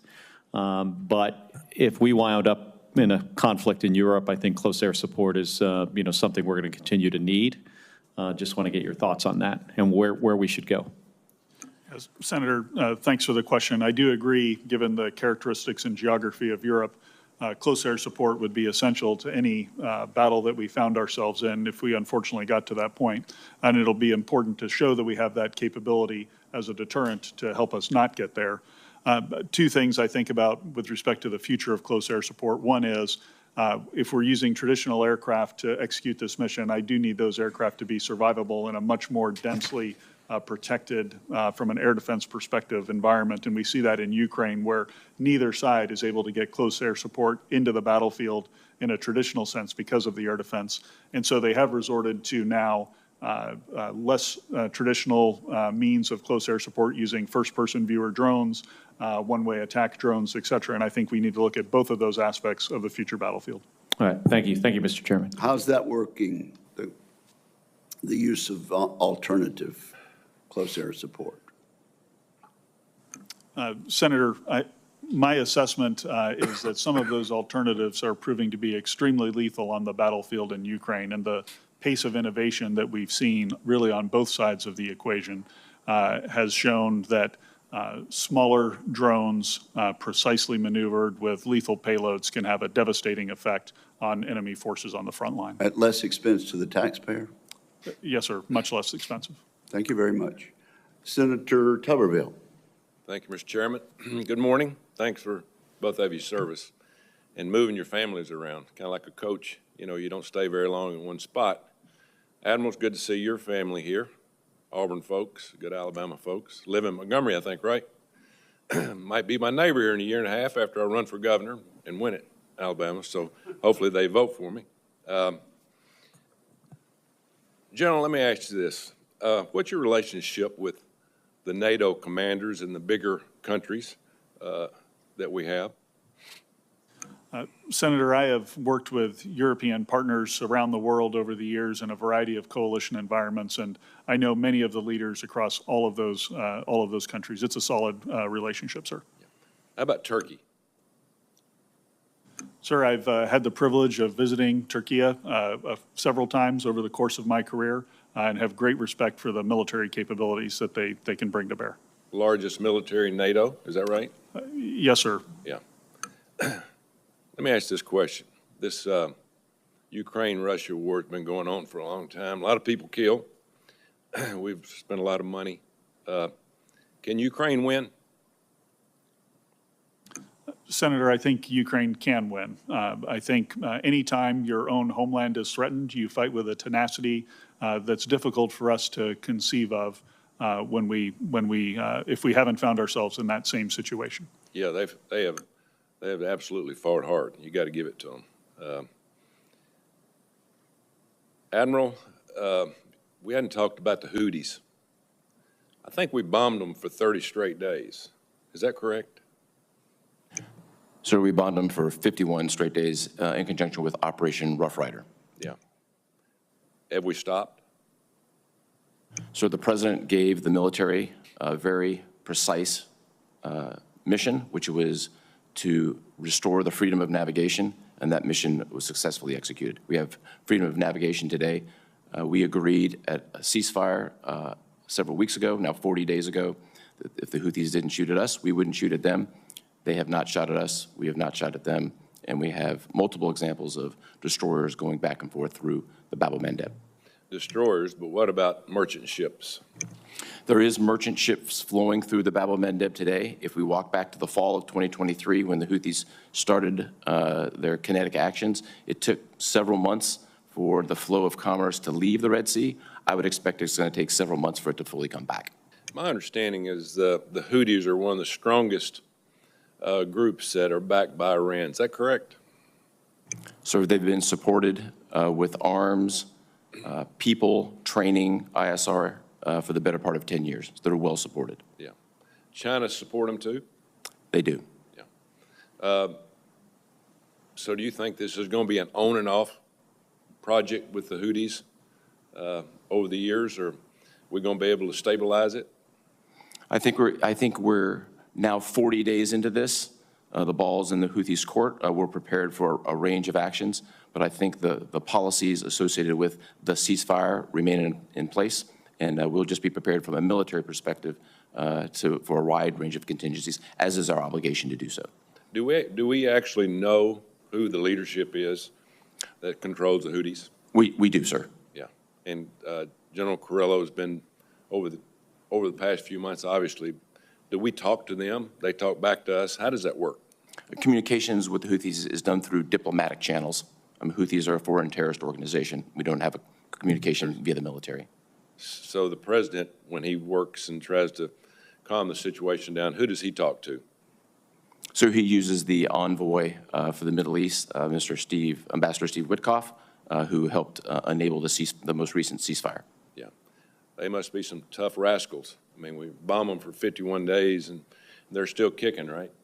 They're extremely well supplied by the Iranians. They're supplied, but what are they dug in? They're, as we've seen throughout the region, groups are going underground. Hamas, Hezbollah, the Houthis. This is a serious issue that we will have to look at into the future. Yeah, we do make a bomb in Huntsville called the Moab. They do a lot of damage. I think we've seen that in Afghanistan. We got a few left, so maybe in the future we can't get them to reconcile, and because we're going to have full passage in the Red Sea. You know, if we're going to get AI going, we're going to have to get supply chains going. We can't haphazardly wonder if they're going to sink one of our ships. But thank you. Good luck to both of you. Thank you very much. Thank you, Mr. Chairman. Thanks, Senator. Thank you, Senator Hubbardville. I'm going to recognize Senator Blumenthal next, but let me ask this. General Grynkewich, the Houthis are not an ethnic group, are they? Sir, they are a religious group more than anything, but also some tribal affiliations that underlie them. They exist for a purpose. Is that they've constituted themselves for one purpose, have they not? Sir, they view themselves as the enemies of America, Israel, and the Jewish people. So if they are withholding for now, is it your judgment that they have reformed and that they will not rain war or terror on us or the region in the future? Senator, I would argue from my time and my current role on the Joint Staff and previous time in Central Command that the Houthis are likely to be a persistent problem for that we'll be dealing with in the future a few times again. Thank you very much. Senator Blumenthal. Thanks, Mr. Chairman. Thank you both for your service, to your families as well, and thank you for the conversation that you had with me last week. I join you in expressing my gratitude and admiration for the incredible work done by our servicemen and women in the latest strike against Iran, the use of our B-2s and the intelligence that we were able to glean that enabled the strike, even though we don't know fully the extent of its success, I think is deeply impressive. And so I want to join in thanking our own military. But let me ask you, Admiral Cooper, how would you assess the importance of the Israeli military and intelligence contribution to making it possible for us to engage in that military operation? Would it have been possible without the Israelis, in effect, disabling and, in some instances, destroying the capability of their proxies and Iran itself in its air defenses? Senator, thank you for that. Without getting into the specifics, which I think are best addressed in a classified environment, I think it is fair to say, and as the Chairman of the Joint Chiefs articulated this past weekend, that there were Israeli actions that we benefited from, but were not directly tied to, associated with this specific operation. It may not have been a direct partnership, but certainly the contributions of the Israeli military were actually extraordinarily significant in whatever success we had. Would you agree? I agree. Let me ask you now to follow up on some of the questions that have been asked. You and I talked about the importance of drones and unmanned aerial systems. My view is that the nature of modern warfare is changing before our eyes in real time. The threat that we see now in the area where you're going to have responsibility where you have had that responsibility, is asymmetric from many of those terrorist groups that attacked, for example, Tower 22 and killed a number of our servicemen there. Are we sufficiently protected in the area now against possible Iranian retaliation against the 40,000 men and women in uniform that we have in that area? Senator, I do agree that the nature and the character of warfare is changing before our very eyes. And this is why I think the important work of this committee, whether it's the FORGE Act or anything associated with it, where you can accelerate the delivery of counter-UAS systems or other warfighting tools into the hands of the warfighters forward, those are all value-added and needed imminently. If I look back specifically toward the Tower 22 incident in the ensuing now 17 or 18 months, we've made considerable improvements across the board, layered defense, employing both kinetic capability and non-kinetic capability. We really are leaps and bounds ahead of where we were before. Having said that, I would never be satisfied that we have the maximum readiness. I'll never be satisfied that we have enough to protect our men and women in uniform. And if confirmed, I would focus on this every single day. We've done a lot, but we have more work to do. For sure. The Ukrainians are producing 4.5 million drones this year. The report I've seen is that the United States is producing about 100,000. I'm not sure that those figures are exactly right. They're in the public realm. But clearly, in my view, the United States is not producing enough drones. We are not supporting the industries that produce those drones as much as we should. Would you agree we need to do more? Yes, sir. In my own experience, having commanded the Navy's first unmanned and artificial intelligence task force, I'm very familiar with the capabilities that exist in America's elite tech sector. I believe that we need to leverage that tech sector to maximum capability and deliver capability in the very near term, because we could do more, to your point. General, I'm delighted to hear that you think Ukraine can win. My view is Ukraine must win. It must win because if it fails, Putin will present a threat to our NATO allies. Do you agree? Senator, I think however the war in Ukraine ends, Putin has developed a war economy and a war machine that is underpinned by that war economy that will create a force in being that just by its very presence will be something that from a military perspective we will have to carefully consider how to provide options to the alliance in the SACEUR role, if I'm confirmed, and to the Secretary and the President in my Eucom role, if confirmed. Thank you. I look forward to continuing these conversations with both of you and really welcome your being so forthcoming. Thank you. Thank you, Senator Blumenthal. Gentlemen, are the figures about drone production with regard to Ukraine versus the United States, are they accurate? Was that a pretty accurate assessment of the production rate? Senator, I don't know if the exact numbers are accurate, but the order of magnitude and the scale that Senator Blumenthal was describing, I think, is representative of the problem we face. And Admiral Cooper?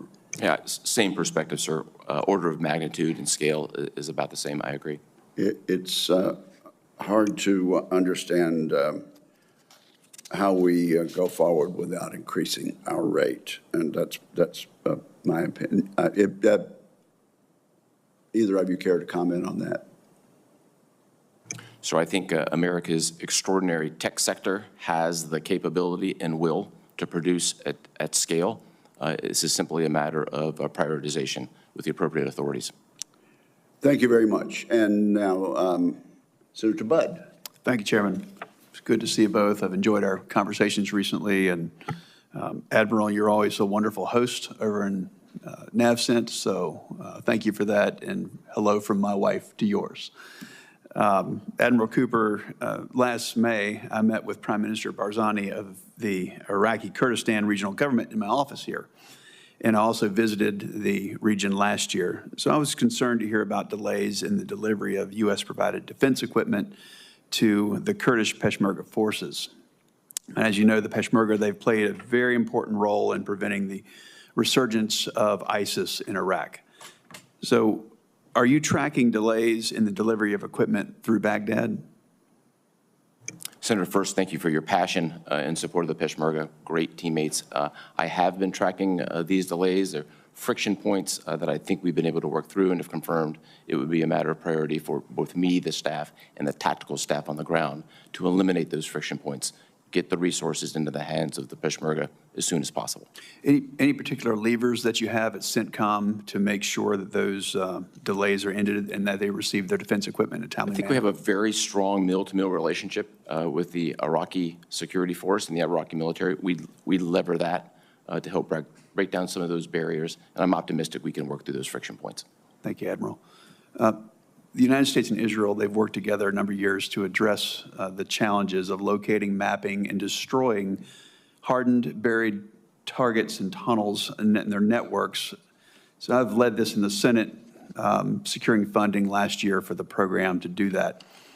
Can you describe the ongoing challenges and the relevance of countering subterranean threats in Centcom and whether continued funding in this area is needed? So I think in the Central Command, and I think we would have to anticipate in the future globally, you're going to see threats begin to go underground, whether we're talking about Hamas, Hezbollah, the Houthis, the Iranians. Other adversaries are clearly watching and see where they can gain advantage. In my current capacity, I have visited on multiple occasions the subterranean commando unit in Israel that goes after this problem set. I think as we look to the future, and if confirmed, I think we need to focus on two areas, sensors and munitions. And if confirmed, I would advocate for both of those. So you said they've gone underground, and you mean that very literally, and this program is still very relevant. Humans, robots, dogs, we've done it all. Thank you, Admiral. General, good to see you. I enjoyed our visit yesterday. Technology is changing the character of warfare as demonstrated by the Ukrainians in the fight against Russians. So if confirmed in your new role as Supreme Allied Commander in Europe, how will you prioritize? The question is really about prioritization. How will you prioritize investments in emerging technologies, and what areas do you think are most critical? Yes, Senator, thank you. If confirmed, as I look across the alliance, there are certain countries who would have a very strong value proposition in terms of being able to bring unmanned technologies to bear, whether they're aerial technologies or maritime unmanned capabilities as well that have proven very effective in the Black Sea region, for example. I would definitely put a high priority on those. They're very cost effective. They're a way to build mass on the modern battlefield, and understanding that we'll face mass in terms of the Russian threat. I think developing that asymmetric option is going to be essential to European security in the future. Thank you. Admiral, it's really disheartening for all of us to see the state of Afghanistan, especially after the Biden-Harris administration's disastrous withdrawal and the abandonment of so many Afghans to return to Taliban rule. So my concern in the region is the return of terrorist networks like ISIS Khorasan to the country, but also to the broader region. So Admiral, if confirmed, what will you do and how will you work with regional partners to deny extremist groups safe haven in South Asia? Senator, ISIS Khorasan, also known as ISIS-K, operates principally on the Afghan-Pak border. The mechanism we use to address this issue today is through a mill-to-mill relationship with Pakistan, specifically focused on counterterrorism. We've seen the benefit of this relationship in the last couple of months with the handover of the Abbey Gate mastermind to U.S. authorities several months ago. And if confirmed, I would continue to invest in this mill-to-mill counterterrorism relationship with Pakistan. It's good for America, and it helps keep America safe. Thank you, Admiral. I wish you both good luck. Thank you, Senator Budd. Senator Duckworth. Thank you, Mr. Chairman. I want to start by associating myself with my colleague, Senator Kane's many strong statements on the need for congressional authorization for exactly the kind of military strike on Iran that the president illegally ordered on Saturday. I have been committed to Congress reasserting its responsibility under the War Powers Act since my first election, and I support Senator Kane's War Powers resolution. In fact, I ran for Congress because of this issue, so that when the drums of war start beating in Washington again, I would be in a position to make sure that our leaders fully consider the true costs of war, not just in dollars and cents, but in the sacrifices and blood of our troops. I've long said that Iran cannot obtain a nuclear weapon, but this goal could and should have been pursued through diplomatic means. There was no imminent threat to the United States or our troops. It wasn't time to strike, not when the democratically elected representative of the American people have not had a chance to weigh the costs and risks against the gains, to make an informed decision on behalf of our constituents, and to make sure that the president is not getting us into yet another forever war in the Middle East. Service members will be the ones to risk their lives if we get drawn into another unnecessary war with no plan and no end state. Their commander-in-chief owes it to them and to all Americans to uphold the Constitution that they swore to uphold and defend. Vice Admiral Cooper, I know that you are here to be considered to be Centcom commander, but you have also been serving as the deputy commander with all the events this week, and absent a Centcom posture hearing, I have questions for you in that capacity because I deem it relevant to how you will perhaps carry out your role as Centcom commander should you be confirmed. To note your knowledge, what did Centcom recommend to the White House in terms of congressional declaration of war and consultation prior to the operation? Senator, first, I'm mindful and highly respectful of the role that you, this committee, and the Congress play overall. I think the matter of directions given and orders given are related to policy and best addressed by the Office of the Secretary of Defense and the White House. Our role from a military perspective, as it has always been, and if confirmed, will be, I will adopt the same approach, would be to provide the widest range of options to our decision makers and remain as ready as possible to implement them when ordered. All that is true, but you didn't answer my question. My question was, to your knowledge, what did Centcom recommend to the White House in terms of congressional declaration of war and consultation prior to the operation? What was your recommendation? I didn't ask you what they ordered you to do. I asked you what was your recommendation. Yeah, Senator, in my current capacity, I'm very familiar with all the operations associated with these last couple of weeks. I think those conversations are best conducted in a classified environment. Okay, let's do that then. I look forward to hearing from you in a classified environment. What's the end game that is currently being sought, and how will you know at Centcom if that has been achieved? Senator, we've maintained, first and foremost, a focus on protecting our men and women in uniform for their safety. That is our priority today. We maintain a readiness for a wide range of contingencies as expected, and our role, and my role specifically, if confirmed, would be to provide my best military advice to support the policies as they would be given to us in the future. So you're saying you don't have an opinion on what the end game would be, or what the mission accomplished, what the benchmark would be, and you can't tell us that? We're just going to bomb a foreign nation and not know what the end goal is or the op-ramp is?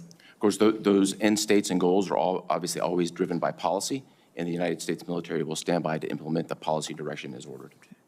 Well, I was alarmed by the president's reckless statements on Sunday that suggested he might order our military to pursue regime change as the end game in Iran. Like many who served and sacrificed in Iraq, I am sick with anger and dread at the thought that in 2025, the president of the United States is talking of toppling another government in the Middle East, drawing Americans into a destabilizing military action in a volatile region, and owing the chaos that follows, perhaps for decades to come.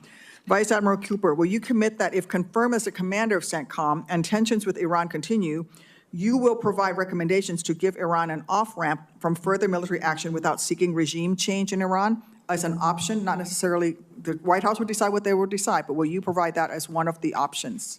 I would provide my best military advice based on the policy direction given to us, Senator. Okay. With current uncertainty leading many American citizens in the region to fear being caught in the crosshairs, I am concerned about whether we're doing enough to support Americans who may want to evacuate. Admiral Cooper, can you speak to the ways that CENTCOM may help facilitate a safe and smooth evacuation of American citizens from a dangerous region if required? Senator, CENTCOM is always postured to support the diplomatically ordered evacuations of a variety of forms. We've seen recently an authorized departure from Bahrain. We've seen authorized departure out of Israel. We've seen separate diplomatic departures from Baghdad. But in general, we're always postured to support diplomatic and policy-led direction for evacuations. I think that will give Americans in the region comfort to hear that. Thank you. Yes, ma'am. Mr. Chairman. Yes, Senator Schmidt.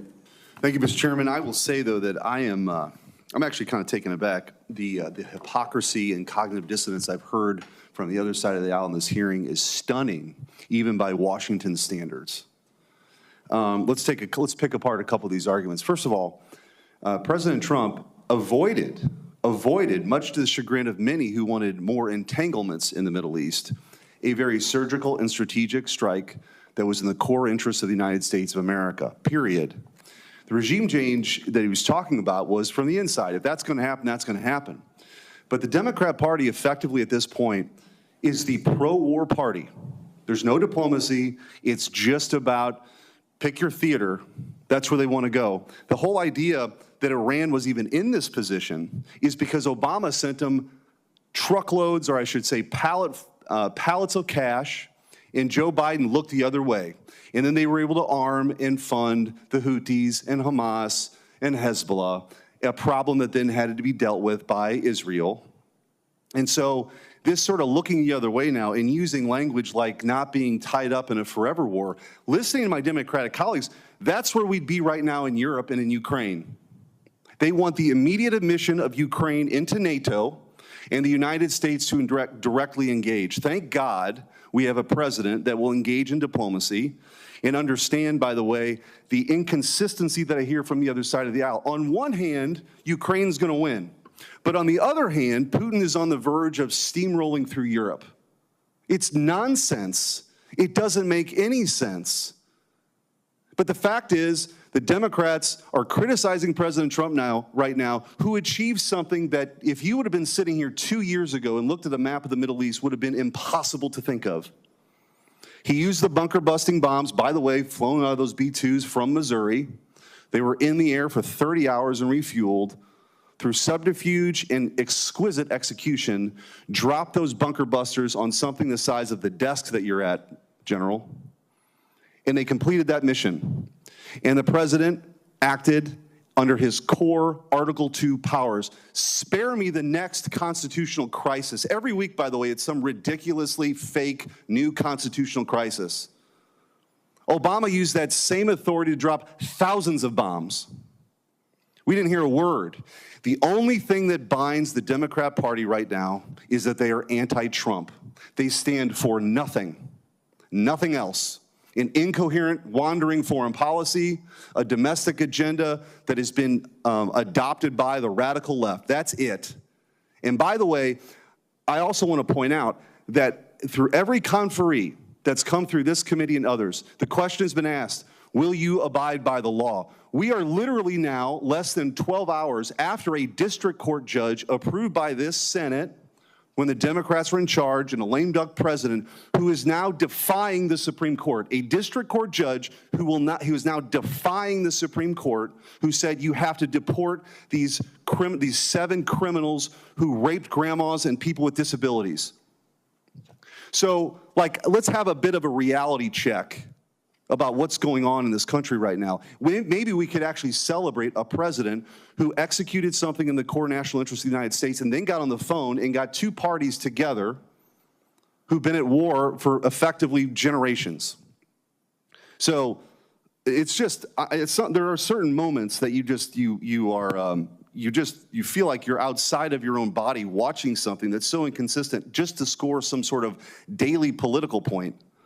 Now, should we have a conversation about Article 1 powers versus Article 2 powers? Absolutely, but the president was clearly within his Article 2 powers to do this. So I do want to ask, with the limited time I suppose that I have left, General, NATO, the president is heading to the NATO summit. Our European allies for a very long time now, generations, have abused the generosity of the United States of America because we're subsidizing their social welfare programs in Europe. There's going to be a commitment to 5%. I guess I'd like to hear from each one of you how you use your role, that they'll actually do that. And I don't mean for pensions, I mean for munitions. And 5% of your GDP declarations, they don't win wars. Bullets do, missiles do. Their defense base is more atrophied than ours. But what role can you play in your conversations with leaders over there that they're actually going to live up to their commitments, and as opposed to sort of just making these proclamations and never really doing anything about it? Senator, thanks for the question. If confirmed, I think that's one of my key roles, is to look at that increased investment that the alliance has agreed to or is on the cusp of agreeing to at the summit, and ensuring that it's put into real capability, hard military capability that will allow Europeans to take the lead for European defense and allow America to continue to participate in that defense, but also to meet our other global requirements. And Senator, I think a little bit of a different dynamic and situation in the Middle East. Several of the countries have deep pockets. They're very committed to buy American weapons and sensors. I think our obligation is to make sure the FMS process can deliver those weapons in a reasonable time frame, and I would advocate for that if confirmed. Thank you. We've got a lot of F-15s we'd like to sell. Thank you, Mr. Chairman. Good point. Senator Peters. Thank you, Mr. Chairman. Gentlemen, thank you for being here. Thank you for your service. Vice Admiral Cooper, the Straits of Hormuz handles approximately 21 million barrels of oil per day, accounting for nearly 1/5 of global petroleum consumption and making it, as you know, the most critical oil transit choke point in the world. It also sees the passage of about 3.5 trillion cubic feet of liquefied natural gas annually, impacting Asia as well as Europe's energy security.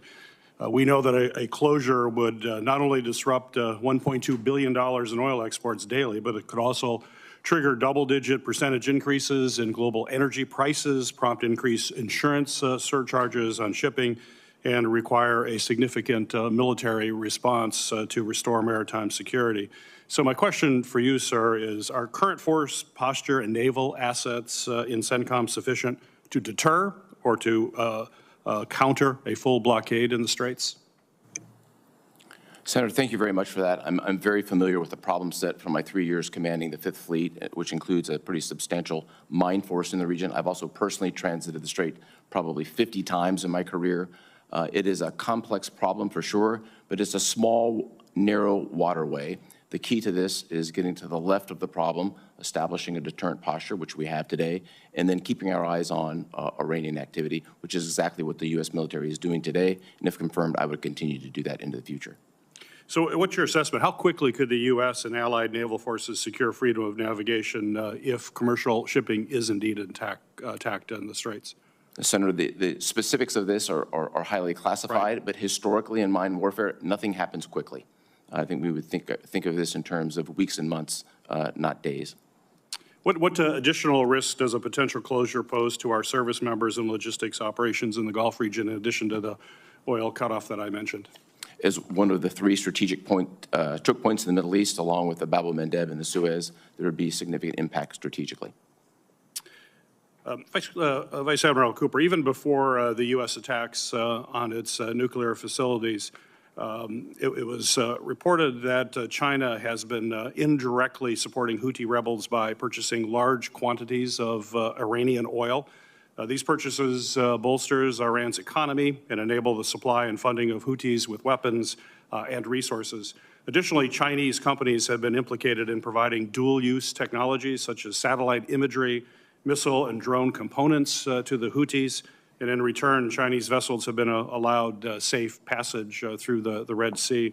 So my question for you is, in light of the recent escalation in tensions in the region, could you elaborate on how China's support of the Houthis serves the broader strategic goals that they have in the Middle East, as well as global trade routes? Yes, Senator, I completely agree with your characterization of the Chinese involvement. And if confirmed, it would be a priority of mine to call out the things that the Chinese are doing and the things that they're not doing. Here's what they're doing as an example, in addition to those that you provided. They're providing sensors and components to the Iranians, who ship them to the Houthis, who organize them and arrange them to shoot at Americans. I think that's unacceptable. I think we have to talk about that. Here's what they're not doing. They've had a 10-year period of 3 ships in the Gulf of Aden. They're there for counter-piracy, but they haven't caught a single pirate. They've turned a complete blind eye to the years of flow of weapons into the Houthis that have ended up getting shot at Americans. I think that's unacceptable, and I think we have to call that out. Very good. Vice Admiral Cooper, our committee received testimony earlier this year from the 494th Fighter Squadron leadership about the important role that the F-15 Eagle has been playing in the Middle East. During the April attack on Israel, The Air Force described the F-15E operations as, quote, the largest air-to-air enemy engagement in over 50 years. It's been reported that coalition forces in Israel destroyed nearly 99% of all inbound weapons and drones coming in from Iran. And as you know, the brand new F-15EX is an even more capable aircraft. The brand new aircraft is building on a larger payload, range, and speed, in addition to next generation capabilities to increase lethality. So my question for you in the remaining time here, sir, is can you talk about the importance of the F-15 as well as these future F-15EXs that are coming online, what that means for Centcom operations, and how do you envision utilizing them in the future, and how great is your need for them?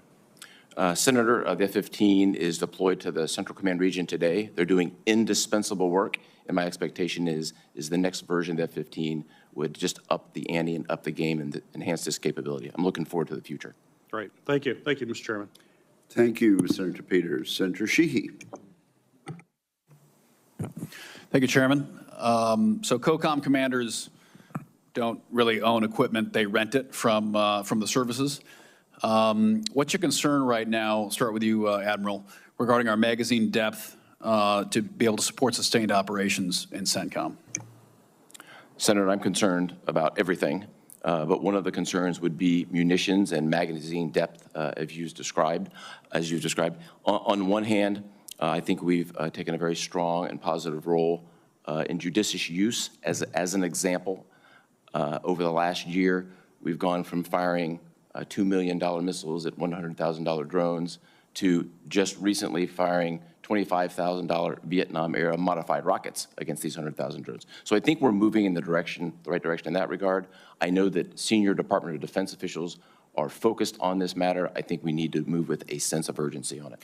And how do we close that feedback loop between the warfighters, who ultimately are represented by you?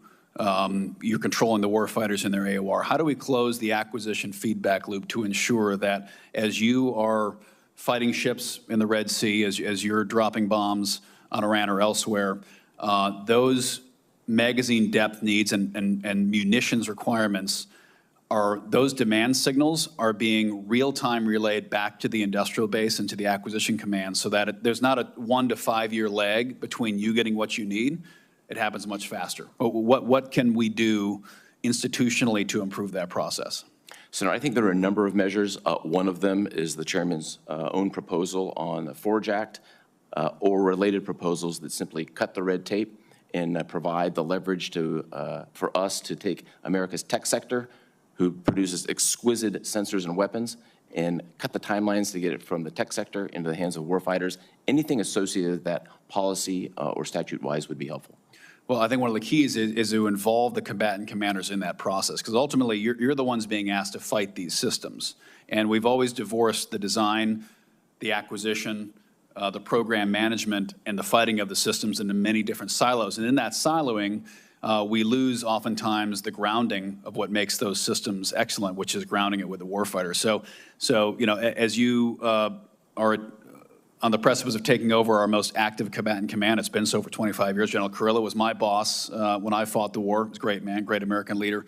I'd encourage you to try to make that vocal change. I know that as a uniformed officer, you have to salute and move out, but at the same time, you can be an agent for change and help us as we try to fix this process, because it's going to take uniformed leaders and elected leaders working together to make sure that we finally bridge this gap, because it's been a really annoying problem that's been building for decades. So I would encourage you to try to make that change in uniform, ensure that your COCOM demand signals make it back into the acquisition pipeline quickly so that they're reacted to.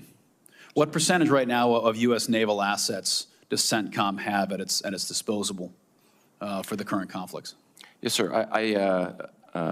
Less than 10% as a general rule sitting in the theater today, depending on what specialty that we're talking about. Obviously, a little bit different from a aircraft carrier perspective, right, as is known to carriers in the region. But we're concluding, basically a year and a half, that the longest period of sustained naval combat we've seen since Leyte Gulf. And relatively, your allocation of naval resources, I would argue, is probably not where it should be. But that's for me to say, not you to say. General, over to you. So Europe, obviously, it's been a while since we've had a major security crisis in Europe, of course, until Ukraine. That broke, 70 years of relative tranquility there. How do you evaluate the ability of our partners to defend themselves going forward? Largely, the European defense infrastructure has really been it's been a tent with America as the sole tent pole, depending on us. We know the UK is very much a shell of what it used to be. How do you evaluate the ability of our partners in the next 5 years to scale up and be ready to defend themselves? Senator, I think the ongoing NATO summit and the likely outcome of a commitment to increased defense spending is going to result in real capability. And if confirmed, I'll have a key role in ensuring that it is real capability and that it's the right capability to meet capability targets that the alliance has agreed upon. I also think that you talked a little bit about the industrial base here on the United States side of the Atlantic. I think the European industrial base also requires investment, and that's why, as part of that 5%, some of that money going into infrastructure, I think, is going to be absolutely essential to allow sustained investment in the industrial base that incentivizes companies to keep production lines open so they can meet that demand signal when combatant commands make it in time of crisis, as you eloquently described. Great. Thanks for your answers. Thank you very much, Senator Sheehy. Senator Rosen. Well, thank you, Chairman Wicker, Ranking Member Reed, for, of course, holding this hearing. I want to thank the nominees for your service, your willingness to continue to serve, and congratulations on your nominations. I see your families here. I can tell by the smiles how proud they are of you, and we're thankful that you serve along with them as well. Admiral Cooper, of course, it's wonderful to see you again. I very much, as you know, enjoyed visiting NAVCENT in 2023 in Bahrain, and we learned so much about the Fifth Fleet, and I know about your work to promote stability in the Middle East. And I want to take just a moment to thank our brave service members who conducted these strikes on Iran this past weekend. And we know, and you know, everybody watching, that we have to do everything in our power to ensure the safety of all of our troops, all of our personnel deployed throughout the region. So I appreciate their service and all of your sacrifice. So about the long-term strategy to deter Iran. So as we wait to assess the impact of this weekend's strikes on Iran's nuclear program, we can't forget Iran's continued support for terrorism throughout the region. Thankfully, Iran's on its back legs. The fall of Assad's brutal dictatorship in Syria is already having profound implications for Iran, which supported Assad's regime since 2011. Coupled with Hamas's defeat in Gaza and the decapitation of Hezbollah's leadership in Lebanon, Assad's collapse has left Tehran weaker and more isolated than it's been in decades. However, across the region, Iran continues to work against American interests and poses one of the greatest and persistent threats to U.S. and coalition forces. Over the years, sadly, hundreds of Americans have been killed by Iranian-aligned militias, including 3 soldiers killed last year in Jordan. But our response after the fact has been a strategy that is more reactive than proactive. So, Admiral, can you discuss the specific threats Iranian-backed militias pose to the U.S. coalition forces, and what will you advocate that we do, if confirmed, to proactively counter or target them? And does Centcom have the necessary authorities to target these militias, other than the ability to act in self-defense? It's so critical. Senator, first, great to see you again, and fond memories from the trip to Bahrain several years ago. I think you well described what others have described as a seismic shift in the region, a tectonic shift strategically with respect to Hamas, Hezbollah, the Assad regime's collapse, activities with the Houthis. If we reflect on about the last 20 months, I think it's important to remember the Iranian-aligned militia group and the Houthis have attacked Americans about 500 times. I don't think that's particularly well understood, but that's about the number. And so in this ensuing period, we have implemented dozens of specific measures to enhance the security of our men and women at sea and on bases throughout the region. It is our #1 priority today, and if confirmed, it would continue to be my #1 priority, protecting our men and women. And can you advise how we work to stop that flow of Iranian weapons to the proxies throughout the Middle East, to stop these? We work with partners each and every day, a variety of partners, whether it's in Syria with the SDF, with our Iraqi friends, with friends at sea, because the flow goes in the air, on the sea, and on land. Thank you. I want to move over to you now, General, and talk about China's lessons from Ukraine, because China has been identified as a pacing challenge for the Department of Defense across both the Trump and the Biden administrations. As former CIA Director Burns said, and I'm going to quote here, "No one is watching U.S. support for Ukraine more closely than Chinese leaders." And that abandoning Ukraine would be, I'm going to quote again, "one of the surest ways to rekindle Chinese perceptions of American fecklessness and stoke Chinese aggressiveness." So, General, what message does it send to China if the U.S. ceases to support Ukraine? And what lessons is Chairman Xi likely to take from the conflict if the Russians are able to achieve their objectives? Senator, the president's been very clear on his objectives in Ukraine are to achieve an end to the war and a ceasefire. And if confirmed, my responsibility will to provide him a wide range of options in order to achieve that objective. I think in terms of the lessons from Ukraine, from a purely military perspective, I would tell you there's a ton of them. We're at a pivot in the character of war, the use of drone technology, whether it's one-way attack drones that Iran has supplied to the Russians that have been used against Ukrainian cities, whether it's North Korean support and ballistic missiles and troops. All of those lessons are absolutely pertinent to a conflict on Taiwan, and I think we are learning just as much as the Chinese are from our current partnership with Ukraine. Well, I'm going to take this question for off the record because my time is up, but I'm just going to let you hear it here. How do you think a rapid end to the war in Ukraine in Russia's favor will affect the United States standing around the world? And I'm glad to take that off the record unless the chairman rules otherwise. Thank you. Thank you. Thank you very much. Senator Sheehy, do you wish to engage in the second round of questioning? I want to thank our witnesses and thank members of the committee for the information of members. Questions for the record will be due to the committee by 6 p.m. today. And with that, and with the thanks of the committee to our witnesses, we are adjourned. Thank you. Thanks.